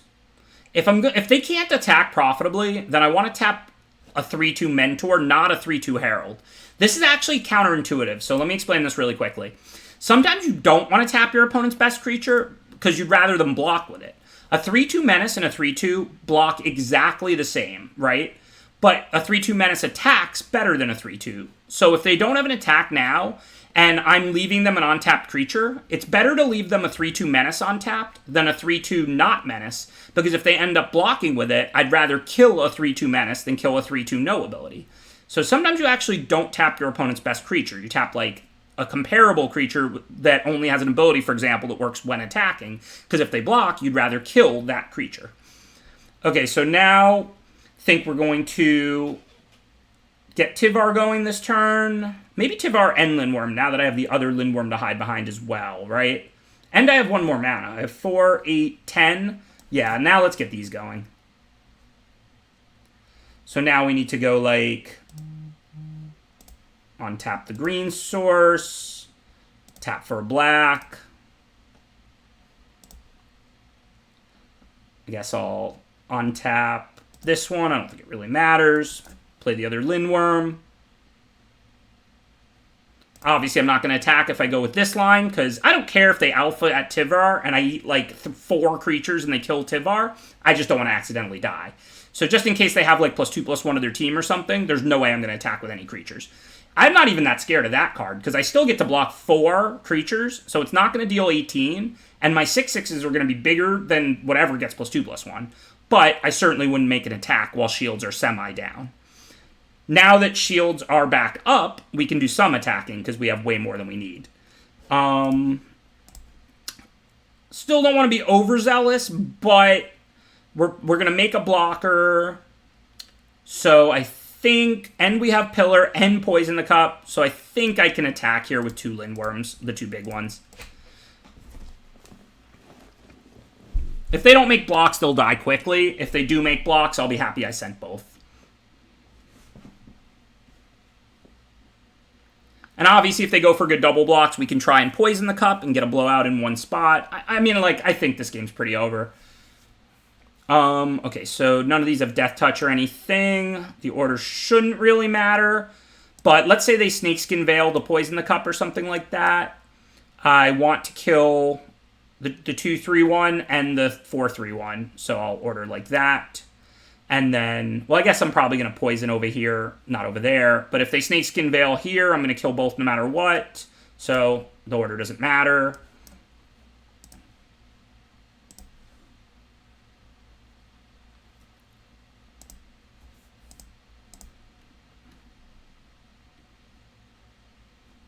In Search of Greatness, I play it if I have a really heavy green deck, like 10 green sources, but I think it's mediocre. I would never, like, I would take Packmate over it at the speed of light. Like, I could not construct a green deck where I would take In Search of Greatness over Packmate.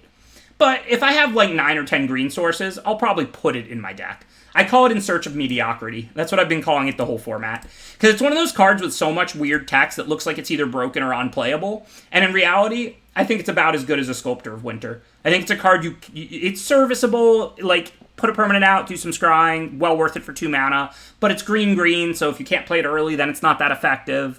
So, like, I just call it In Search of Medium. I think it's playable, but unexciting.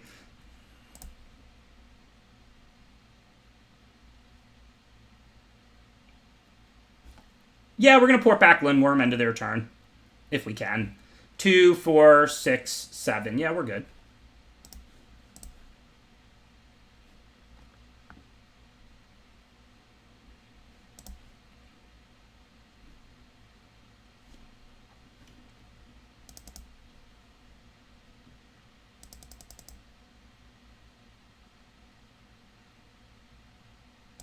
Well, it's a common MTG chat lethal. It's not like I compared it to, like, you know, Coma or Starheim Unleashed. Usually you compare rares to the best common in the set in that color. I agree Packmate is a little ridiculous because Packmate should have been a rare, but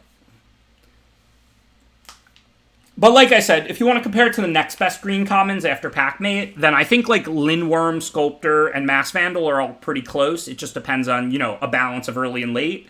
And I could see myself taking In Search of Greatness over a Sculptor or Lindworm, or under a Sculptor or Lindworm, just depending on how many green sources I had and what my deck did.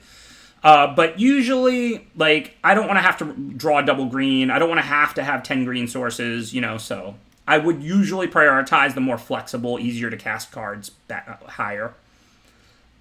I'm good, Alex.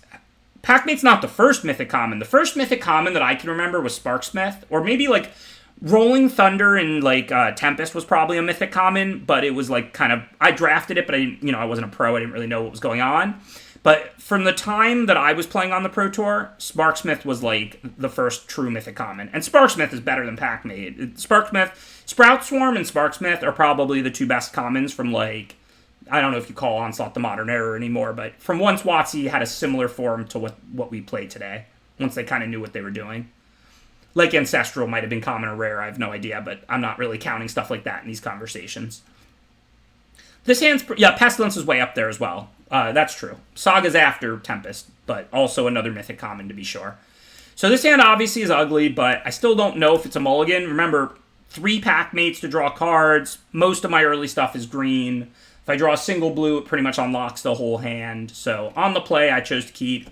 I think it's close. Hopefully we'll draw a blue source or a pack mate or a sculptor or whatever. Or Spirit of the Alder Guard and a land. I like Avalanche Caller just fine, as in I would never cut it from a snow deck and I'll take it, 4th pick or whatever. But I'm actually kind of low on Avalanche Caller. I think as far as the, snow on commons, it's actually one of the weaker ones.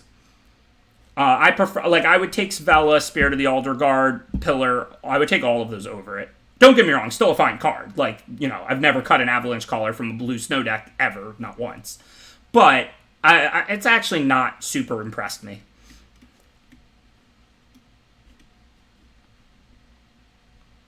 Alright, we're playing against aggro, so we gotta get our lands now. So I need to draw a Packmate or an Island or Spirit of the Alder Guard or something. Another blue card, not gonna do it. Pretty sure we're dead.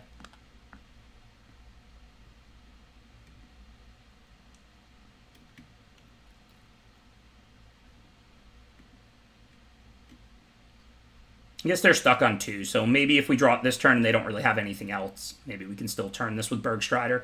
Especially if we just draw an Island, then we can start Bergstridering.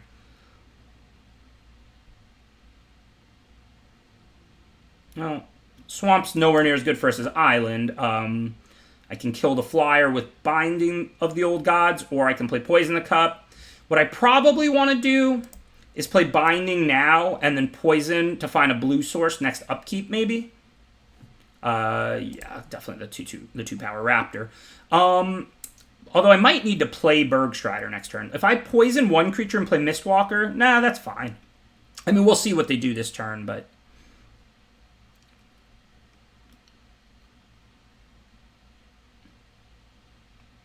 Hey, that's the advantage of aggro, right? They perform better off less lands. I mean, that's fair. So if I can stay alive for one more turn, I might be able to get to Lindworms. I know I don't have any in hand yet, but I have some scry and some card drawing. So I think we're probably going to lose, but we're certainly not dead on board. They're going to have, run amucks or whatever, more flyers. Well, the problem... you actually draw a card before this triggers, right? So, I actually want to scry during my upkeep so that I can draw the island, and then I can search with Binding the Old Gods. Binding of the Old Gods triggers during my first main, after my draw. So it's scry, put an island on top, draw it, then Binding. Unless I need to Bergstrider, unless Mistwalker's not enough. In which case I won't poison at all, I'll just hope to top deck the island. Okay, so they didn't do anything. So most likely they have removal if they have something. We don't know whether they have something or not. This card could easily be Demon Bolt. It could also easily just be Doomscar Titan or the Shepherd, the white 6-mana flyer with Foretell 4 or whatever. But they didn't play a creature, and they have 3 mana playing an aggro deck. So there's a good chance they have removal. So that makes putting Mistwalker out way less exciting to me. So I think I'm just going to take my draw step. Oh, wait, no, because I don't have enough mana to poison and play Bergstrider anyway. So I'll just poison and try and dig up the island then. Actually, though, if I do get the Scry 2 next turn, then I could find a Lindworm. And I would rather play Bergstrider, because if they have removal, it taps something. This is really close. Not sure if I want to poison during my upkeep here or not. I don't think I'm going to, because I think I'm going to need a Lindworm. So hopefully poison is enough to keep us alive this turn. They also missed 2 damage by not pumping Fearless Pup. So, I mean, it's pretty likely they have something they want to cast. Like a Demon Bolt or whatever.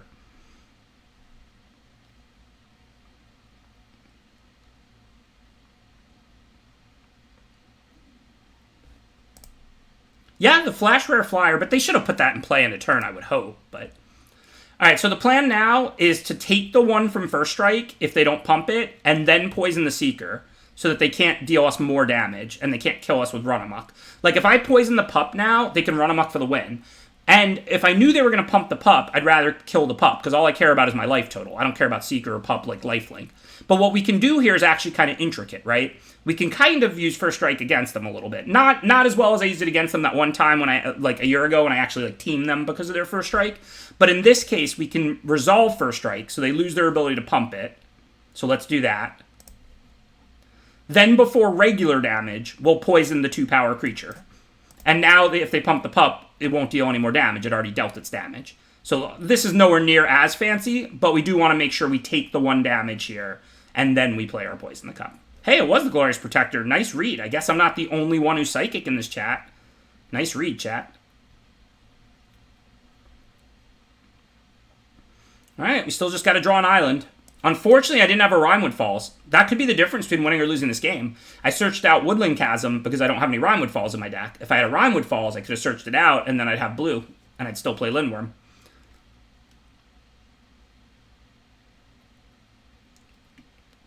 But, I mean, Mistwalker blocks that, and I've got Bergstriders to tap it for days. So if we draw an island, this game's not over. If we draw an island this turn. If we don't, then, like, I assume we lose, but just start Bergstrider and that Glorious Protector forever.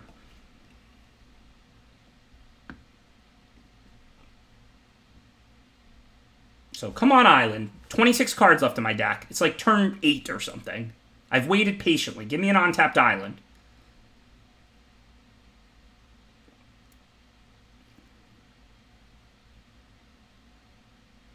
Alright, we still got a game, although they dropped another flyer, so maybe we don't. If I tap one, they can just helm the other one, so that's not going to work anymore, sadly. So we're dead on board, so I have to behold, right? Rats.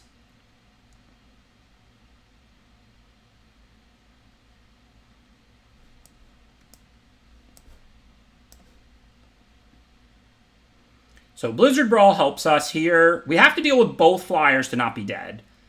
So Blizzard Brawl helps us right now. Lindworm doesn't, but there's 2 bows in there. I mean, there's still a chance. And there it is. Okay, we're not dead on board. Not saying we're going to stabilize. I'm not saying we're going to win. We're probably not, but... so if I kill this Protector, they get their Seeker back. And then I have 1 blocker for the 3 ground creatures and the bow to block the Valkyrie. And then I take, what, 3-4 on the ground. So we can't do that. So it looks like Blizzard Brawl away the other flyer and then play the bow. I mean, they're probably going to kill us here with their hand if they have, like, Run Amok or something. But now that we have the blue source, if they can't kill me and they just add a ground creature to the board this turn or something, it's not over. Draw another blue source, we can double spell. I'm not saying we're going to win this game, back super to the wall. But if they don't have the Run Amoks or the removal or whatever, if they just add a ground creature to the board,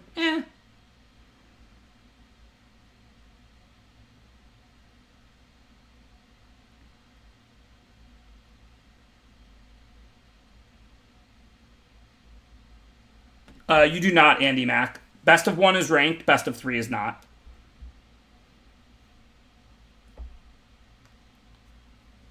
I mean, this isn't like that game against Blue-Red where I thought I was still a favorite and then they top-decked the Haggy Mob to beat me, because if they bricked that turn, I was going to completely turn the game. This game, I think I'm a massive underdog. Like, I would feel extremely fortunate if I ended up winning, because even if they don't have anything to kill me, they have all spells in hand. I don't have the second island. I don't have another Lindworm. Like, I mean, I'm taking damage from Helm every turn. Like, that game, I think the Giant player, I think I'm right. Like, I know they killed me that turn, but they top-decked Haggy Mob. And top-decking a creature did nothing. They had to draw, like, a flyer, or top-decking removal didn't work, because then they can't cast the extra Giant's Amulet unless it was, like, a 1-mana removal. So, like, that game and this game are very different. This game, I think I stand almost no chance. That game, I think I got extremely unlucky. But what can we do now? So I can't double spell if I play Bergstrider, so it looks like we pretty badly want to play Spirit and Mistwalker. I don't think my Mistwalker has great blocks, but I don't think there's any way we can do more than this, so I don't think we really have to think about it. Since we don't need the 1 remaining mana, might as well get the tap land out of my deck. Probably just dead right now. They can move the Helm, and then, yeah, +1/+1 from Showdown. Yeah, we're just dead. I only had 7. I got the 8th land, so I couldn't even play Bergstrider and bow something. It's 3 to equip.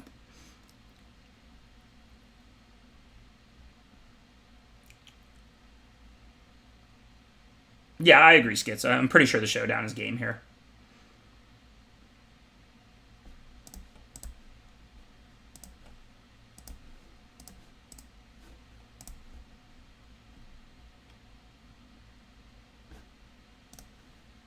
Any card in Magic for the win, given they can put a +1/+1 counter on the 1/2. Literally any instant the game is over.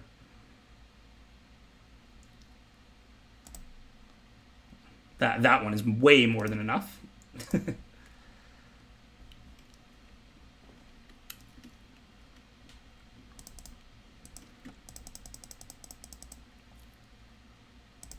Mistwalker and Bow leaves me 1 less total blocker, right? Than Bergstrider or Spirit and Mistwalker. Which I think makes it easier for them to kill me. Because basically I already don't have enough blockers, so I'd rather just ignore the 1/2 flyer for a turn.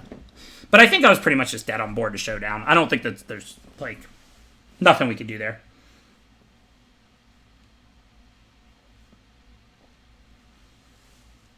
Well, I kept a dicey hand, and the blue-red player stole one from us, Skits. It's Magic and best of 1.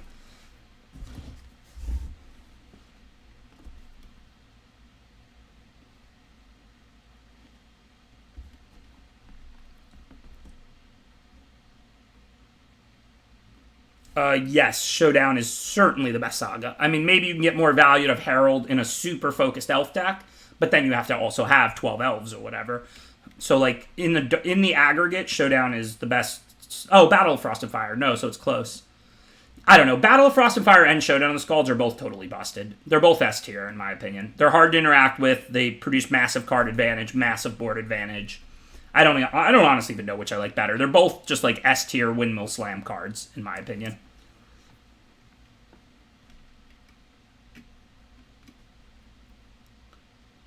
The way I view it in this set, I think Starheim Unleashed is number 1. Like, worth saying that it's number 1, because it's so flexible. Like, if you're an aggro deck and you only draw 3 lands, you still get a 4/4 flyer out of your busted rare instead of it sitting in your hand. And it's single white, so you splash it into snow decks. So, like, Starheim Unleashed is just flexible, easy to cast, good in every deck. So that card is just number 1, in my opinion. After that, then you have the rest of, like, the S tier, tier 1 cards. Sorting them is, like, near impossible.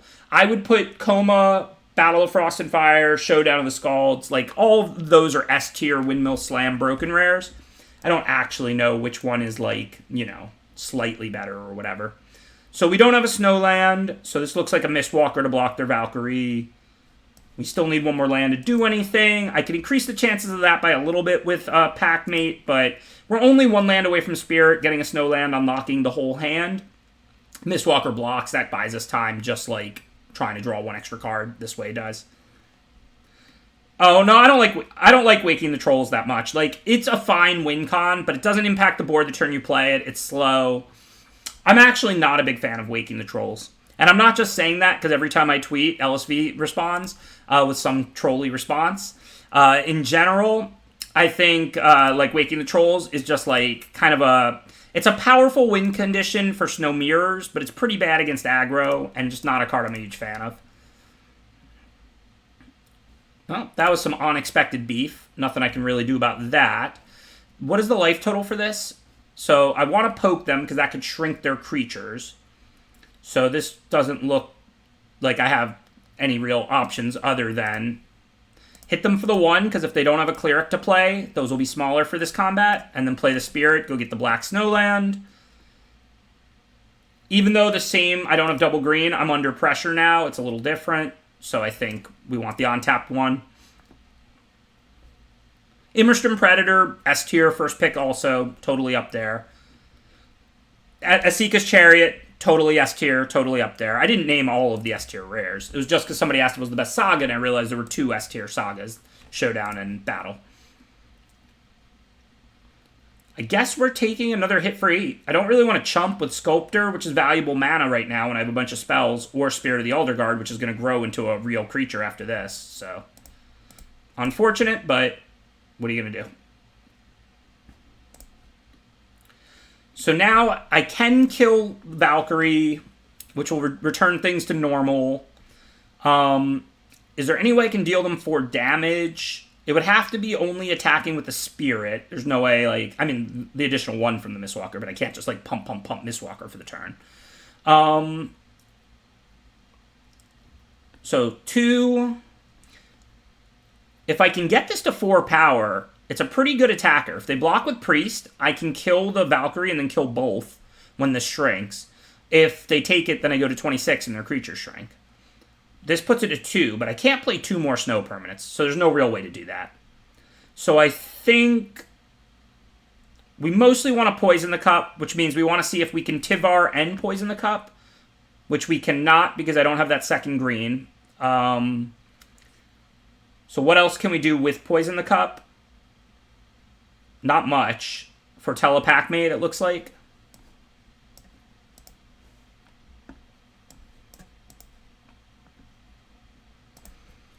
But hopefully I don't have a Snakeskin Veil. As long as I don't have a Snakeskin Veil, we're in decent shape because we kill that Valkyrie, then their creatures are reduced and my hand is still gas and our life total's still safe. So as long as I don't have a Snakeskin Veil to save that Valkyrie here, we're not in bad shape at all. If they do, we might be able to win, but then our back is to the wall. And that's good because they don't. I'm actually happy to see that.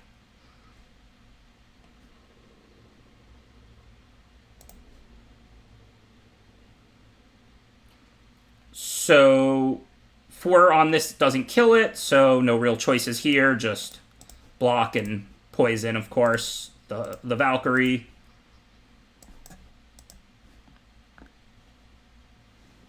Those both look decent. I don't know if we want the Bergstrider, because a Forest unlocks Tivar. Blizzard Brawl, we've got 3 snow permanents plus more in hand. It's pretty hard to bottom that. Pretty hard to bottom a Bergstrider here also. Just going to Bergstrider mode. Not really sure.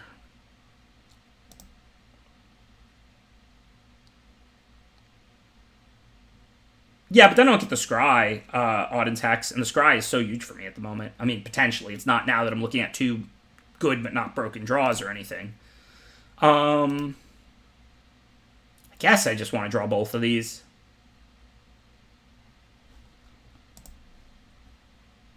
It's pretty close. I mean, I didn't have any choice to save the Scry for later other than not scrying because, I mean, obviously I have to kill the Valkyrie there. I'm not 100% on whether I want to top that Bergstrider or not. Okay, so for now, I don't really want to use Blizzard Brawl on those. Neither of them really do anything. They have like 1 snow land out. So I think this turn looks like Packmate and Pillar, and then we can start Bergstridering the 2/5 and attacking with the Spirits and the other Bergstriders.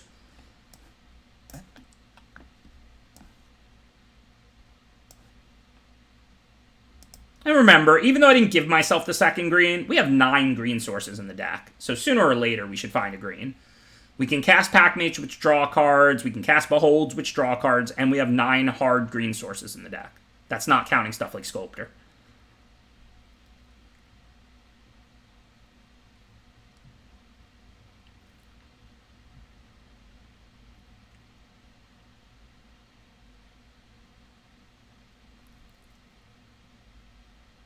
The point I'm making right now being if the game goes long, sooner or later, we should just draw green naturally. Okay, so again, I'm not going to tap the 2/3 Death Touch, because if they trade that and don't get to boast with it, I'm happy. They can trade that for either of these creatures. I mean, I'm probably going to end up just killing it with Blizzard Brawl anyway, but either way, the one I want to tap right now is the 2/5, because that's the better blocker, and it's the one that, like, I don't want them to, have on tap to block with. I'd rather them block with Vargoth here. That said, of course, I do think the real play here is just Blizzard Brawl. So if I Blizzard Brawl and play Bergstrider, I get a +1 here from the Bergstrider and a +1 on the Packmate, so both my creatures can attack past Priest. That looks really good. And I'm not that worried about being judicious with my removal. I have Pillar to tap a flyer and another Bergstrider, so I think that this is almost automatic. I have 3 snow permanents, right? 1, 2, 3, 4, yep. So we use Packmate. so that it gets a 4th power and can attack into that. And then we play the Bergstrider pre-combat, tapping the 2/5, because if they want to chump with the Priest, be my guest, and it's not currently stopping anything.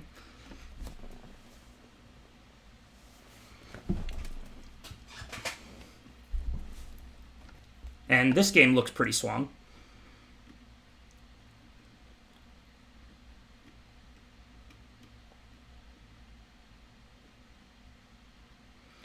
So now we can play Tivar, and that leaves us 2 mana, 3, 4, but not enough to play Bergstrider.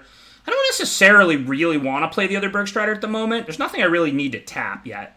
So I think here we just attack with the 2 creatures that can attack profitably into a 3/1 and 0/4. Obviously play the Snow Forest first, no reason to miss a damage. But after that, I think I'm just going to play Tivar, use it, foretell, behold, and pass. Still going to have plenty of blockers, including the 1/1 token to block the 3/1. Pillar up. Tivar's good. Like I said, I first picked Tivar, pick 1, pack 1, and I think it's first pickable. Probably better than a Packmate, and that's saying a lot. But I wouldn't call it S tier. I would call it A tier. Like, it's a fine card to first pick, but it's not like a broken card or anything.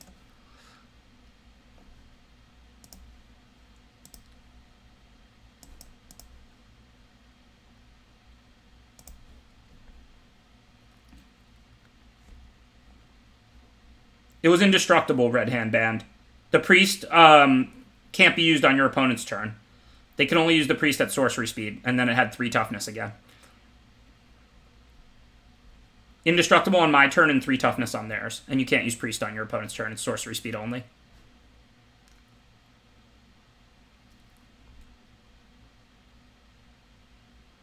So, do I tap anything at the start of combat? Probably not. If they have removal, whatever. I have plenty of good blockers. Okay, well now I can tap if I want to, because they're obviously not casting anything else. I'm just going to tap the 2/5 because the 3/1 can trade with my 1/1 token. That would make me happy. But the 2/5 is a profitable block for my 2 5/4 and 4/4 creatures. The 3/1 doesn't block those. And the Packmate can't attack into the Priest profitably anyway. So we tap the 2/5 because it's actually stopping attackers. The 4/4. It's not stopping the 5/4. I might have had lethal. I didn't count. If I would have Bergstrider and Pillared, was that lethal? Probably. Oh well. They get another turn because I was sloppy. 5, 8, 12, 13, 14. Yeah, it was lethal. I called it on myself, so you don't get to hit the punt counter. I was the first person to realize the miss lethal this turn. Not that they can win unless they play a sweeper, and then I still have Behold, Bergstrider, and Pillar, but...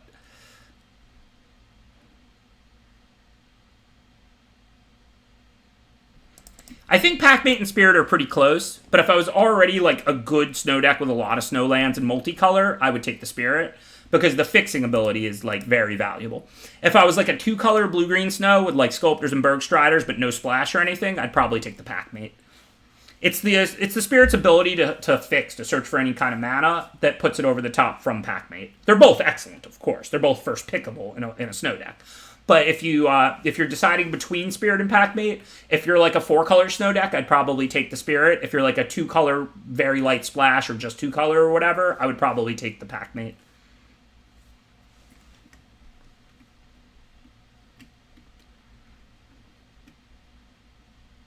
Yes, Tivar is the exact power level Planeswalker should be.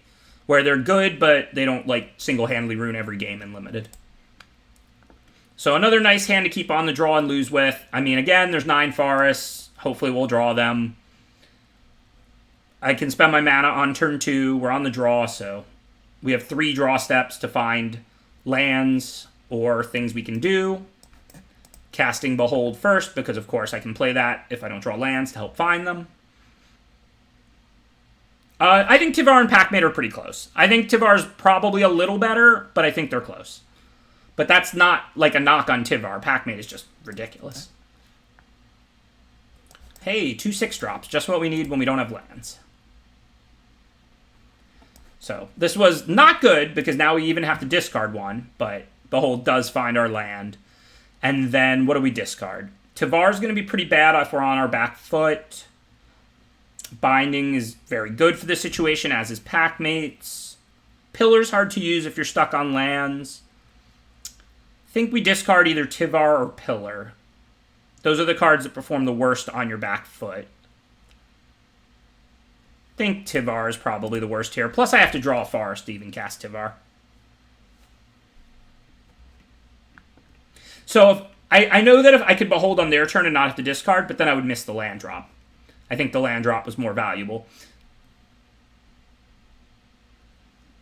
So now, Binding is the one I want to play because that ensures a land. But Packmate stops all their creatures and Binding just kills one, so it's close.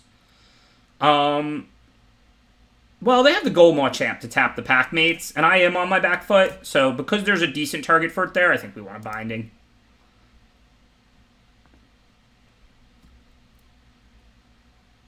It's pretty important, too, because this gets us another land next turn.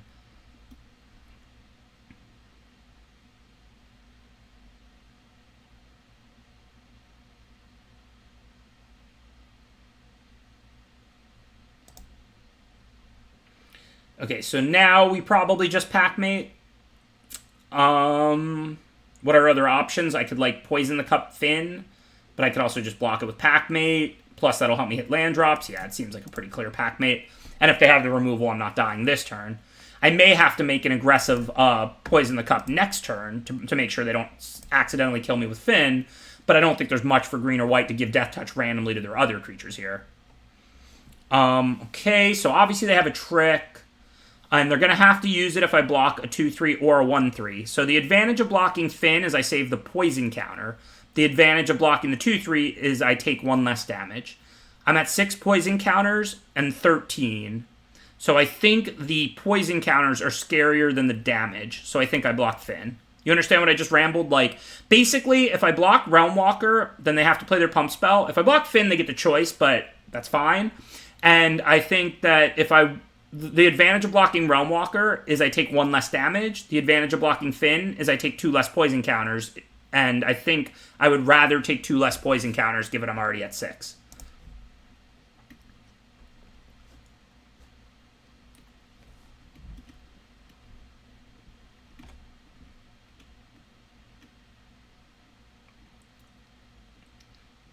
So if I play the Lindworm, I then basically have to put the Lindworm in front of the Finn, which is fine. I mean, if they attacked with everything, I wouldn't, but they probably won't. Or I can, like, play Packmate and Sculptor. If they move the bow to the Finn and I double block, I'm going to lose both. So that's pretty rough. If I play the Lindworm and go to 13 and then, like, Bounding Gold it or something, it basically fogs the turn, but I can't take another hit from Finn. I could Bergstrider, but I don't like that because it doesn't develop my mana. I think I want to play Packmate and Sculptor here and then just go to 8 poison if I have to, if they move the bow. Like, obviously, I'll snap trade Packmate for Finn, but if they move the bow, I can go to 8. I mean, 8's not 10. It's not like they're going to play an instant that gives me a poison counter. And then I can just remove Finn, and then the 8 poison counters don't matter at all. So, well, that wasn't ideal.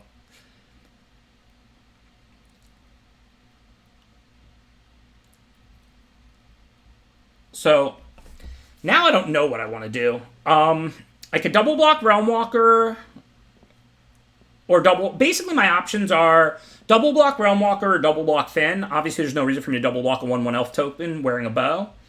Think I double block Realm Walker.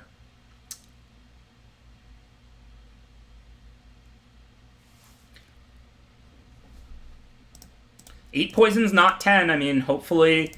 I can get rid of Finn, they won't have another one, and none of that poison will end up mattering. And regular damage is kind of a concern now, so.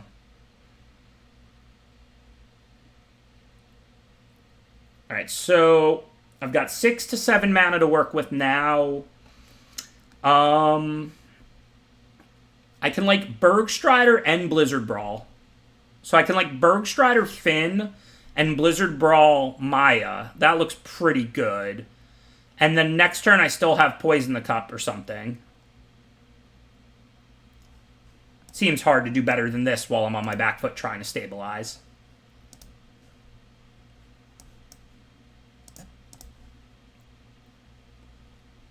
2 blockers for 2 attackers, so I don't die to a Mammoth Growth or anything.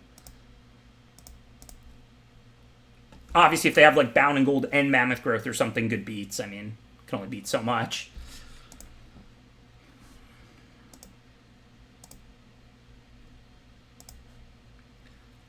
So we can run a Lindworm. Is there any way they can get Finn in sneakily? I guess if they wings it.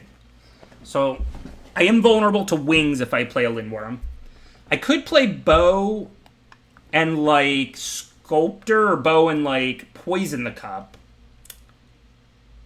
So I can't take a hit from Finn or I die. And I'm at 4. So ideally I'm interacting with all 4 creatures so I don't die to a pump spell. But that's basically going to happen because I'm either going to do 2 things or a Lindworm, and then the extra 4 life saves me. So, I mean, either way, I'm interacting with all 4 creatures. The question is, do I want to risk dying to, like, specifically wings, like the equipment? There's not a lot. If I play Sculptor Pillar, I can, like, tap the Lindworm and block the Finn with Bergstrider.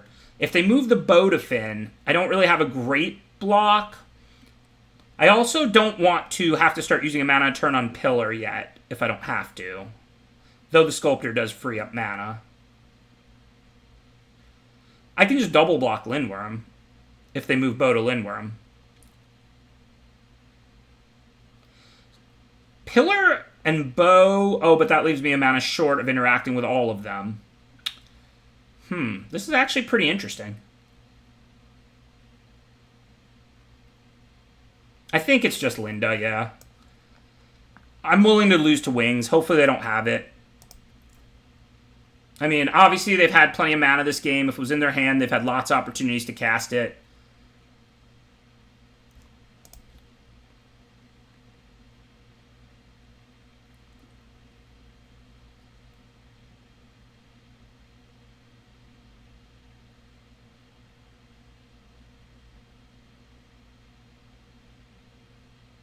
Okay, no real decisions here. I can't really make double blocks. I have to block Finn. The only thing I could do here is put Sculptor on 2 to play around Snakeskin Veil, but then I get blown out by Kaya's Onslaught or Mammoth Growth. So even though I'm losing Lindworm for a trick here, well worth it. I have more Lindworms, plus I can deal with fatties with both of these. The goal is to stay out of range to not die to pump spells and to not die to the Finn poison counters, but I don't need the 6/6 from that Lindworm. If anything, this turn cycle so far was profitable for me, because now I can play another one and I have the extra 4 life. So that actually went okay, I would say. So now we have 7 mana, up to 8. I can like Lindworm and Sculptor. If they move the Bow, it's what, +1/+2, so I can still just double block Lindworm. So that looks good. I don't necessarily want to lose this Lindworm now that I can just stop this Lindworm with Pillar, though. So maybe I just go like Bow and Pillar here, I think.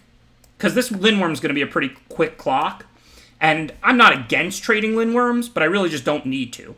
Last turn, I wanted to make sure I could interact with all 4 creatures so that they used Mammoth Growth to kill my Lindworm and not me. Now, a Mammoth Growth doesn't kill me, now that I'm at 8, so I don't have to interact with all 4 creatures. I can just tap Lindworm, and if they have like a Mammoth Growth or a Kaya's Onslaught, it's just not lethal. Whereas last turn, that Mammoth Growth would have been lethal if I couldn't block all 4 creatures.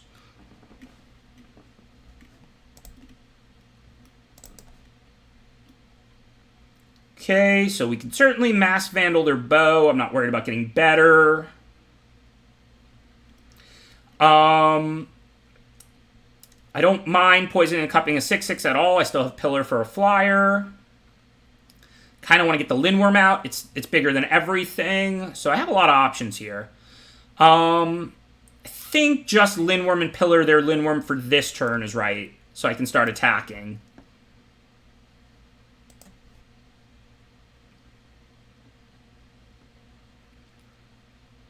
Guess if they move Bow to the Outrider pre-combat, I would then have 2 creatures that like either Lindworm or Pillar would have to deal with. I mean, obviously I can double block, but then I lose the Lindworm. But so let's get rid of the Bow so we don't have to worry about that in the future. Make sure they can't grind value out of it.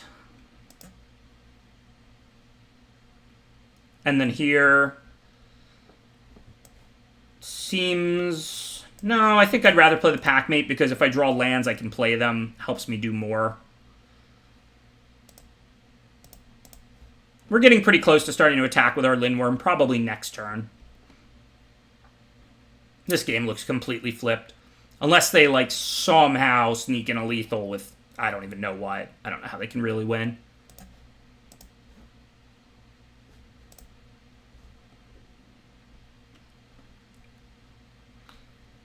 Well, when you're getting Lindworm's 8th pick, it's not hard to get 3 illicit bubbles. I could have had more than 3. I'm Lindworm flooded.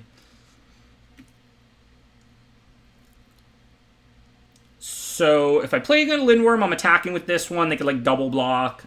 I don't really want to have to use Poison the Cup right now. I could move Bow over to the Lindworm. Then they have to triple block, but all that is one additional 1/1 dying. Doesn't seem great. I think I'll just trade Lindworm for their 5/5 and 2/1, given I have another Lindworm, and a Mistwalker is not an unreasonable clock now either. It's for a turn, or a lot more once I put Bow on it. For now, I'll just keep casting Lindworms. Not worried about wings anymore now that the fin is gone. I mean, besides the fact that I can pillar whatever the wings, I'm at 16 again, because even though I was at 4, I've played 3 Lindworms since then. So now I'm back to 16. Hey, thank you for the subscription, Brendan Morales. Appreciate the 2 years. Right, they don't have 3 Snowlands. Remember, Blizzard Brawl isn't indestructible unless you have 3 snow permanents, which they do not have. Okay, whatever. So they Snakeskin Veil to stop the tap, so we'll just trade Lindworms. This is, like, not bad at all.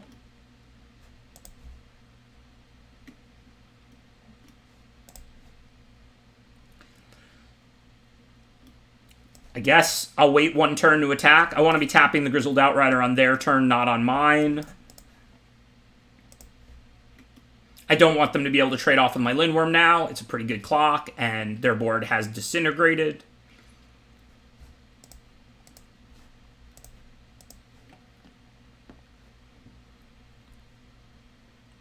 So now we can even attack with more. 13 cards is plenty of time to kill them, so let's start with Behold, see what we get. Bottom, bottom, obviously. And then Lindworm has a good attack. The 2/3 has a good attack. The 1/4 has a good attack. I still have the 1/3 to block. Seems fine. Just send all the good attackers for now.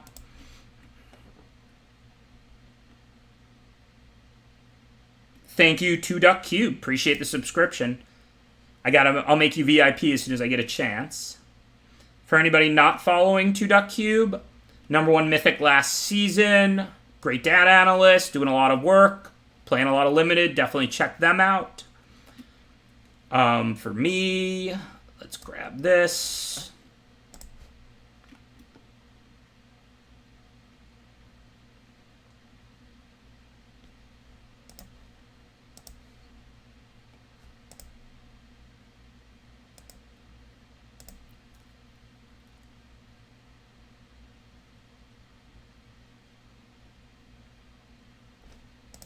I agree. This guy 888 knows what's up.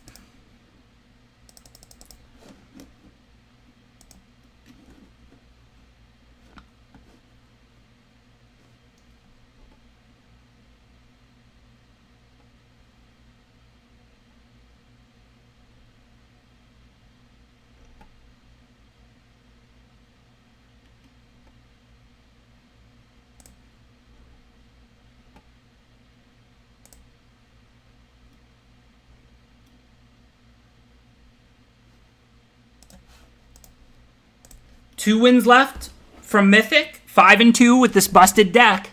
Time to not run bad in best of one. See if we can lock it up. Hey, Nixius gifting out more subs. One of the channel leaders in that. Thank you for your never-ending generosity, Nixius. Really appreciate 5 more subs gifted out. Thanks, Guillermo. Removal is a lot harder to use than creatures because you're trying to get the most value out of them based on exactly when you play them. Creatures have to be in play to do what they do. So, you know, the vast majority of the time, you just want to put out the biggest, best creature you can at all times. But getting the most out of your removal is definitely a little bit more of a skill, for sure. All right, I'm knocking them all. No blue, but it is what it is. Hopefully we'll draw one.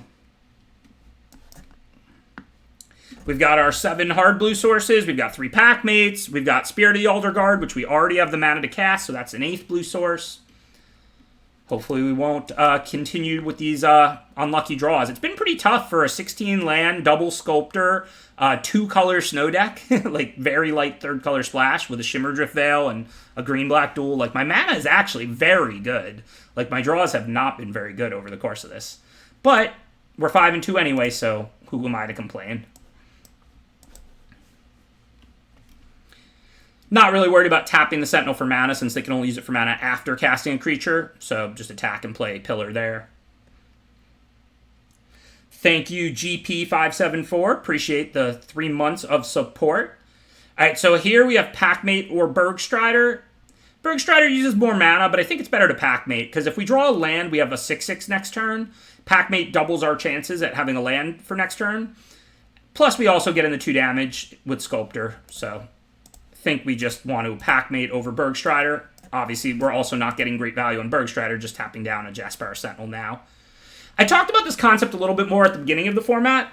It's weird how much better Bergstrider is than Frostlinks, like on the surface, but when you really think about it, it's not. And the reason is, it's not the difference between a 5-mana 4/4 and a 3-mana 2/2. That's pretty comparable. It's that the tap and stay tapped ability is a lot better on like turn 5 and 6 than it is on turn 3.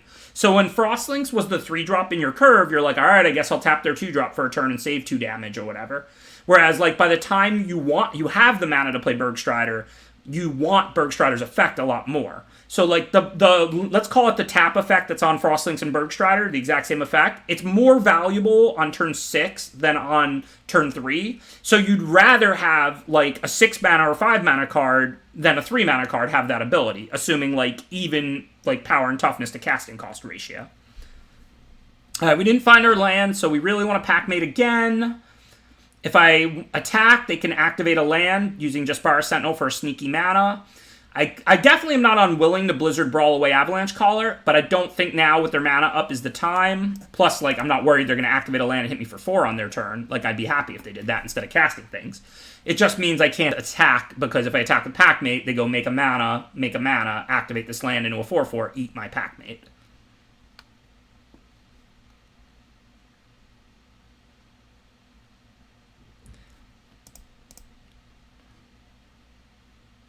Think during their upkeep I'll tap their Sentinel now. Now that they have another body that they can just happily use with Sentinel to make a mana, I don't want to give them 6 instead of 5 this turn. Maybe they have a Lindworm. Maybe tapping it shuts them off.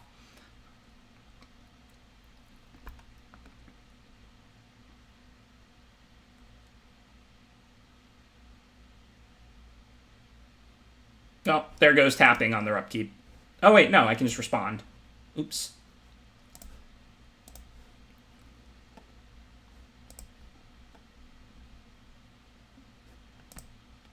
Okay, so I still want to tap Sentinel on their upkeep.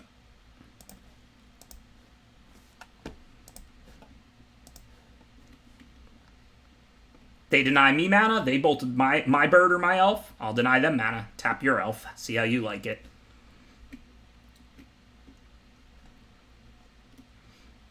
So now it's like Mistwalker or Blizzard Brawl. Again, I still don't really want to Blizzard Brawl into all that open mana, so I think this is just Mistwalker tap land pass. Again, I'm going to tap the Sentinel on their upkeep. Definitely want to play the Mistwalker pre-combat here, because if they countered it, I could hit them for 6. I can't attack with these 3/3s because they could Avalanche Caller up a 4/4 land, but if they like counter the Mistwalker and don't have mana up, then I don't want to miss 6 damage. So cast the Mistwalker pre-combat in this spot. If they counter it, attack for 6. If they don't, pass the turn.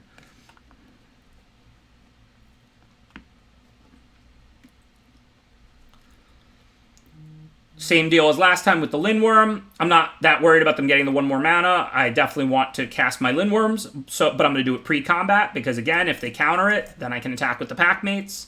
So it's pre-combat Lindworm here. If they do not, then all we can do is hit them with the Flyer.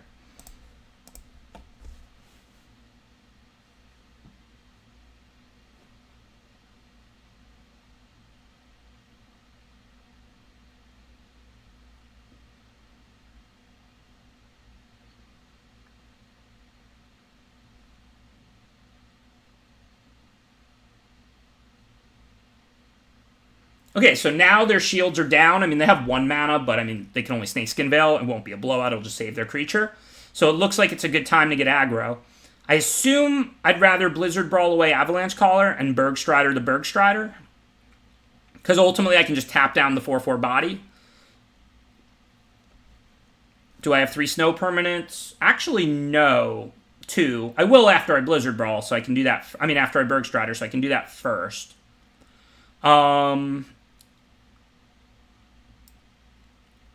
So, yeah, no reason to miss a damage, right? Auto Tapper looks like it's actually leaving me a green. It's going to use my green Snowland because I need a snow, and then it's leaving me the 1 green, so that works.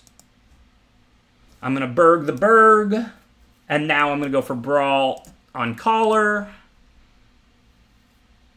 As long as I don't have a sweeper, we're in really good shape. If I have a sweeper, then I have a Lindworm and a Port, but then it's, you know, whatever they have left in top deck mode, and who knows. Yeah, I think I will send the Mistwalker because even though they have the free block on it with the Sentinel, if they do have a sweeper, they're just going to chump block the 4-power Packmate, and then I get in 1 with the Mistwalker. And I don't think I need that Mistwalker back to block, given their Bergstrider's not even on tapping. The only creature they have they can attack me with is a Jaspara Sentinel. So even though it just bounces with the 1/4, just in case they'd rather chump the Packmate to save 4 because they have a sweeper, or even if they don't, I think that's the right play. The good thing is I'm protected from Battle of Frost and Fire. It doesn't kill Bergstrider, Mistwalker, or Lindworm, only my 2 Packmates. But if they have like Blood in the Snow or Doomscar here, it's pretty bad for me.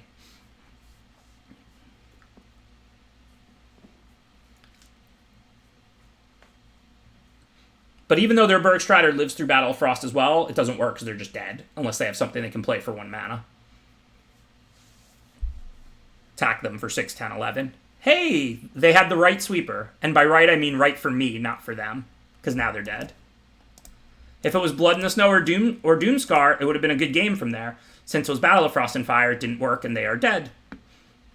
Still Psychic, Odin's Hex. I mean, still not Psychic. Don't send anyone government. I'm not Psychic. I have no psychic powers of any kind. I'm a normal human. Nothing to see here.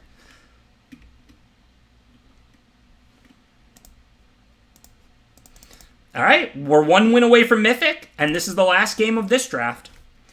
Janice, can I do the stipulation draft in best of 3 instead of best in 1, so it doesn't affect ranking? If you care, I'll do it in best of 1, but if you don't care, I'll do it in best of 3.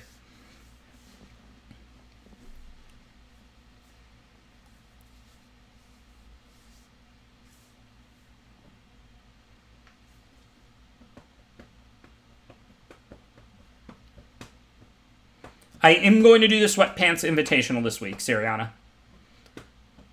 Thanks, Janice. It really is your call. If you say, like, no, I really like best of 1, I want you to do it in best of 1, I would. But if it doesn't make a difference, then I'll do it in best of 3. So that it doesn't affect my ranking. Oh, she loves Mill too, Godfries. She has good taste. All right, 1 win away from Mythic. Last game of the draft, 6-2. I mean, my deck is busted, but it's still best of 1. It's not like I'm about to play a 9-game set. Hopefully, we'll just have a good opening hand mana-wise for once. Of course not. Of course, we have 2 6s and a 5 and 2 lands on the play. Because why would my 16 land with Spirit of the Alder Guard, 3 Packmates, 2 Beholds, and 2 Sculptors ever, 2-color snow deck basically, ever have good mana draws? I don't know if I can keep this. I mean, Binding is land 5, but it's a 2-lander on the play with no card drawing. So we have 14 lands that are good draws, 2 Sculptors make 16. And 2 Beholds and 3 Packmates. That is a lot of good draws. If we were on the draw, I would keep this, but I don't know if I can keep this on the play. Just a lot of casting cost.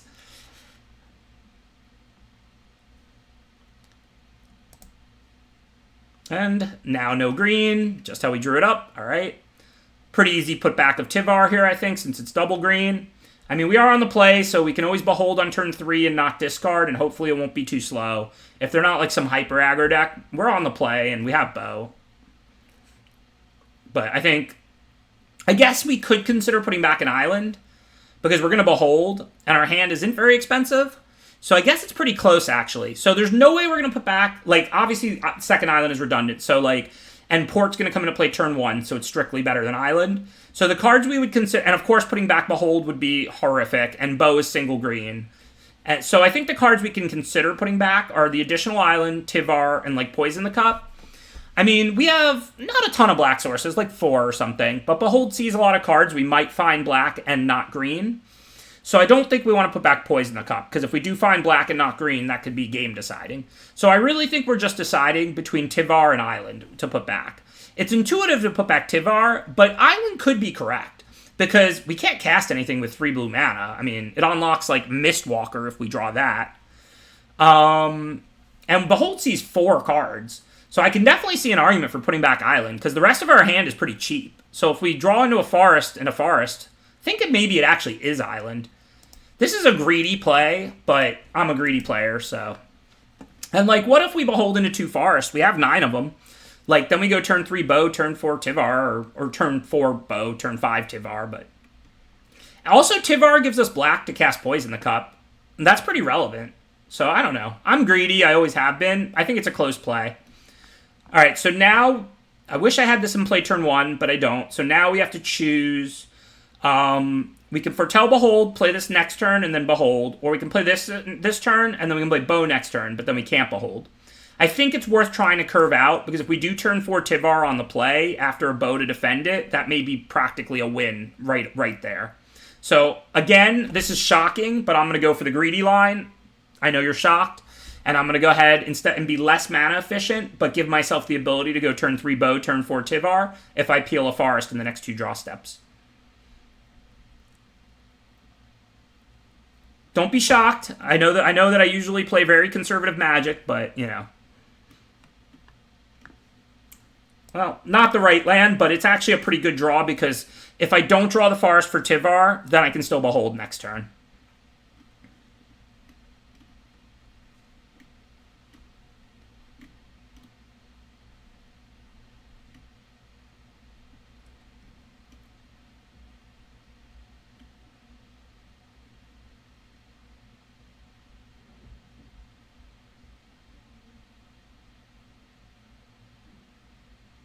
Alright, no forest, but I'd rather Packmate than Behold here, I think. Still gives us 2 cards to find the forest, and it helps add to the board so we don't get run over. Not a bad draw.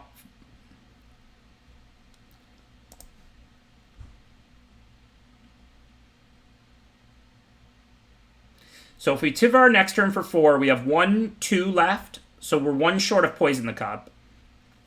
I mean, I could cast Poison by, like, tapping this for mana, untapping it with Tivar, and tapping it again. I don't really care about the Scry at this point. I mean, I'd probably Scry lands to the bottom, but I also have Behold to Scry to and draw cards. Does this have Death Touch or something? No, so I can just double block it. I mean, it's fine for them, because the rune is on the bow, not the creature, so they're trading a 1-1 for a 3-3. But it's fine for me, because I'm mostly interested in just protecting Tivar.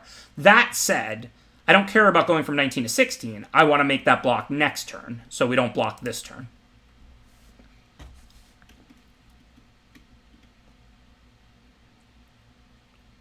Well, that's sweet. That lets us use all the mana, too, and everything.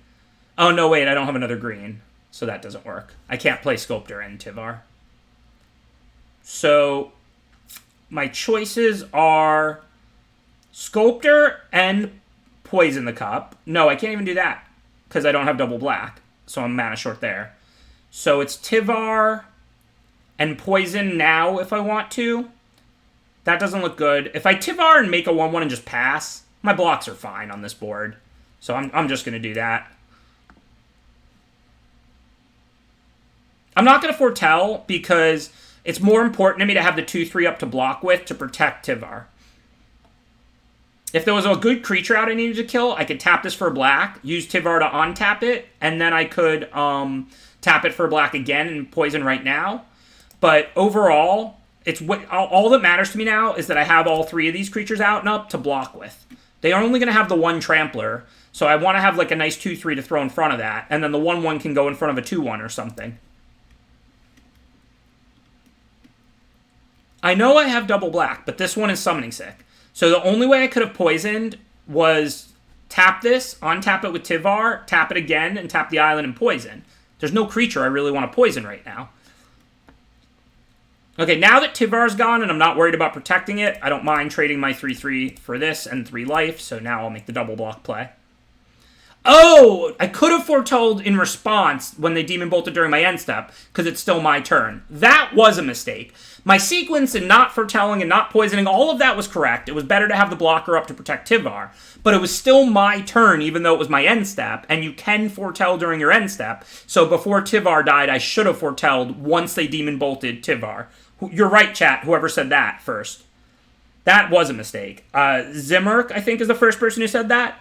Yes, right? You can foretell at instant... Can you foretell at instant speed on your turn? I think you can. I'm not sure. Can you foretell during your end step? Yeah, you can, right? Yeah. Yeah, that was a mistake.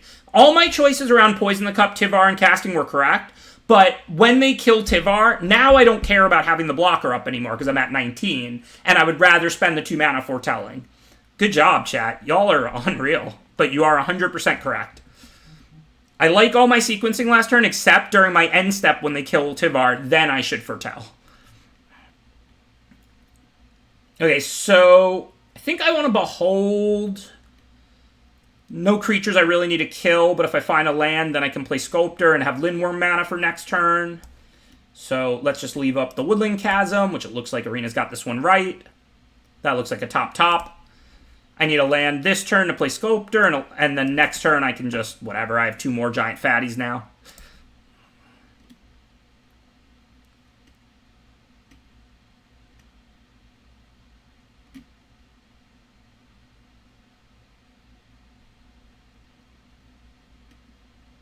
And remember, even if they work through this Lindworm, I have the port to get it back, so, like, once I start going into, like, Lindworm and Spirit of the Alderguard mode, I feel pretty good. And I can scry lands to the bottom with Poison. So we're going to take this hit, because we still have plenty of life, and then just start running big creatures, and hopefully we can stabilize that way.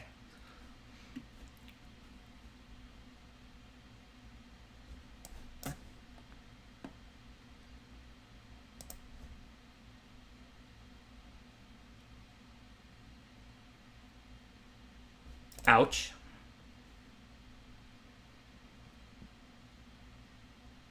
What are they looking at? I was like, okay, like you're definitely killing Lindworm.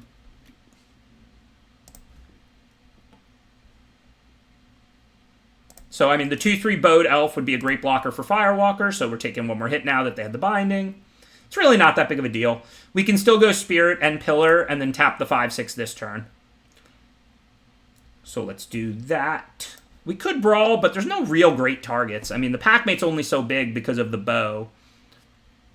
As far as lands, looks like we have plenty of blue. Oh, I want the double black, though. I know we can make it with Sculptor, but you never know what's going to happen to that Sculptor. And Poison is single black, but Port is double black. So that makes me really want the black.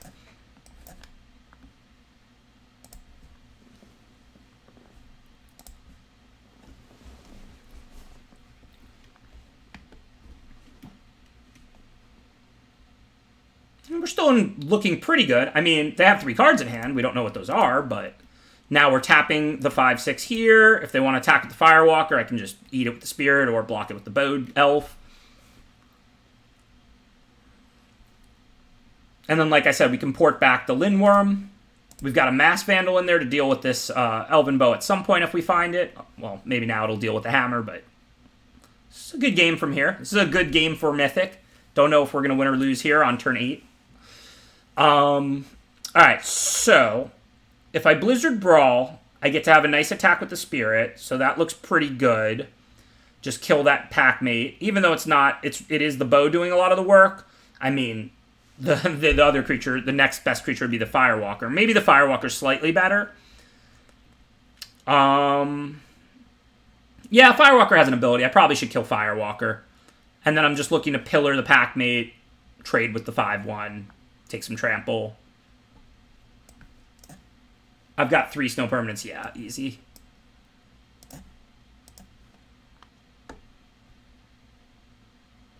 And then 1, 2, 3, 4, 5, 6, 7, plus Sculptor for Pillar, so looks fine to me.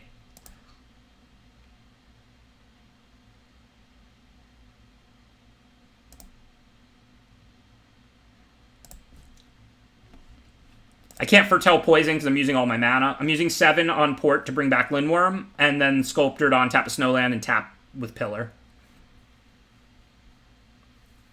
So let's go ahead and pillar the best one.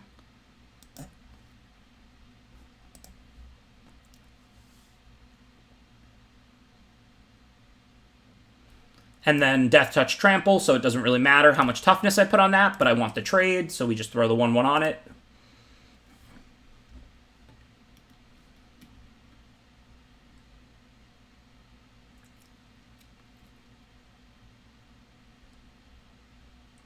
Looking pretty good. Remember, we're putting a Lindworm in play here end of turn.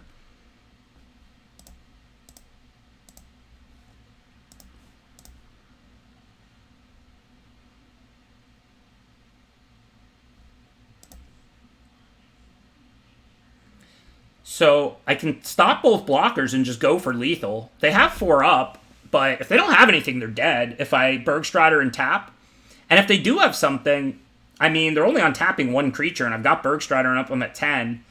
So I think I will go for lethal here. 6, 11, 13, 15. I mean, I won't be shocked if they have removal, but I will be shocked if they can kill me on the backswing. Given I have a Bergstrider to block with, and they're not going to have 10 power out, even including the hammer. Or at least untapped out. So, alright, let's do it. Let's go for it.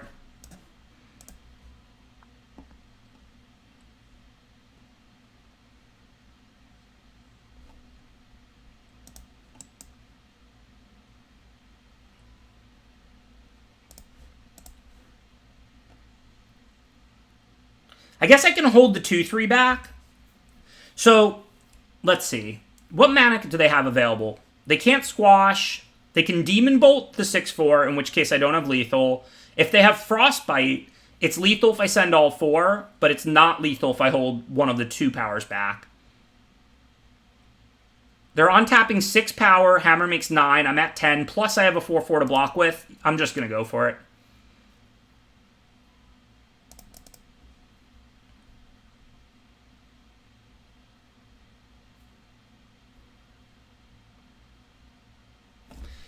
Seven wins and Mythic. A good start to the day. See what our ranking looks like.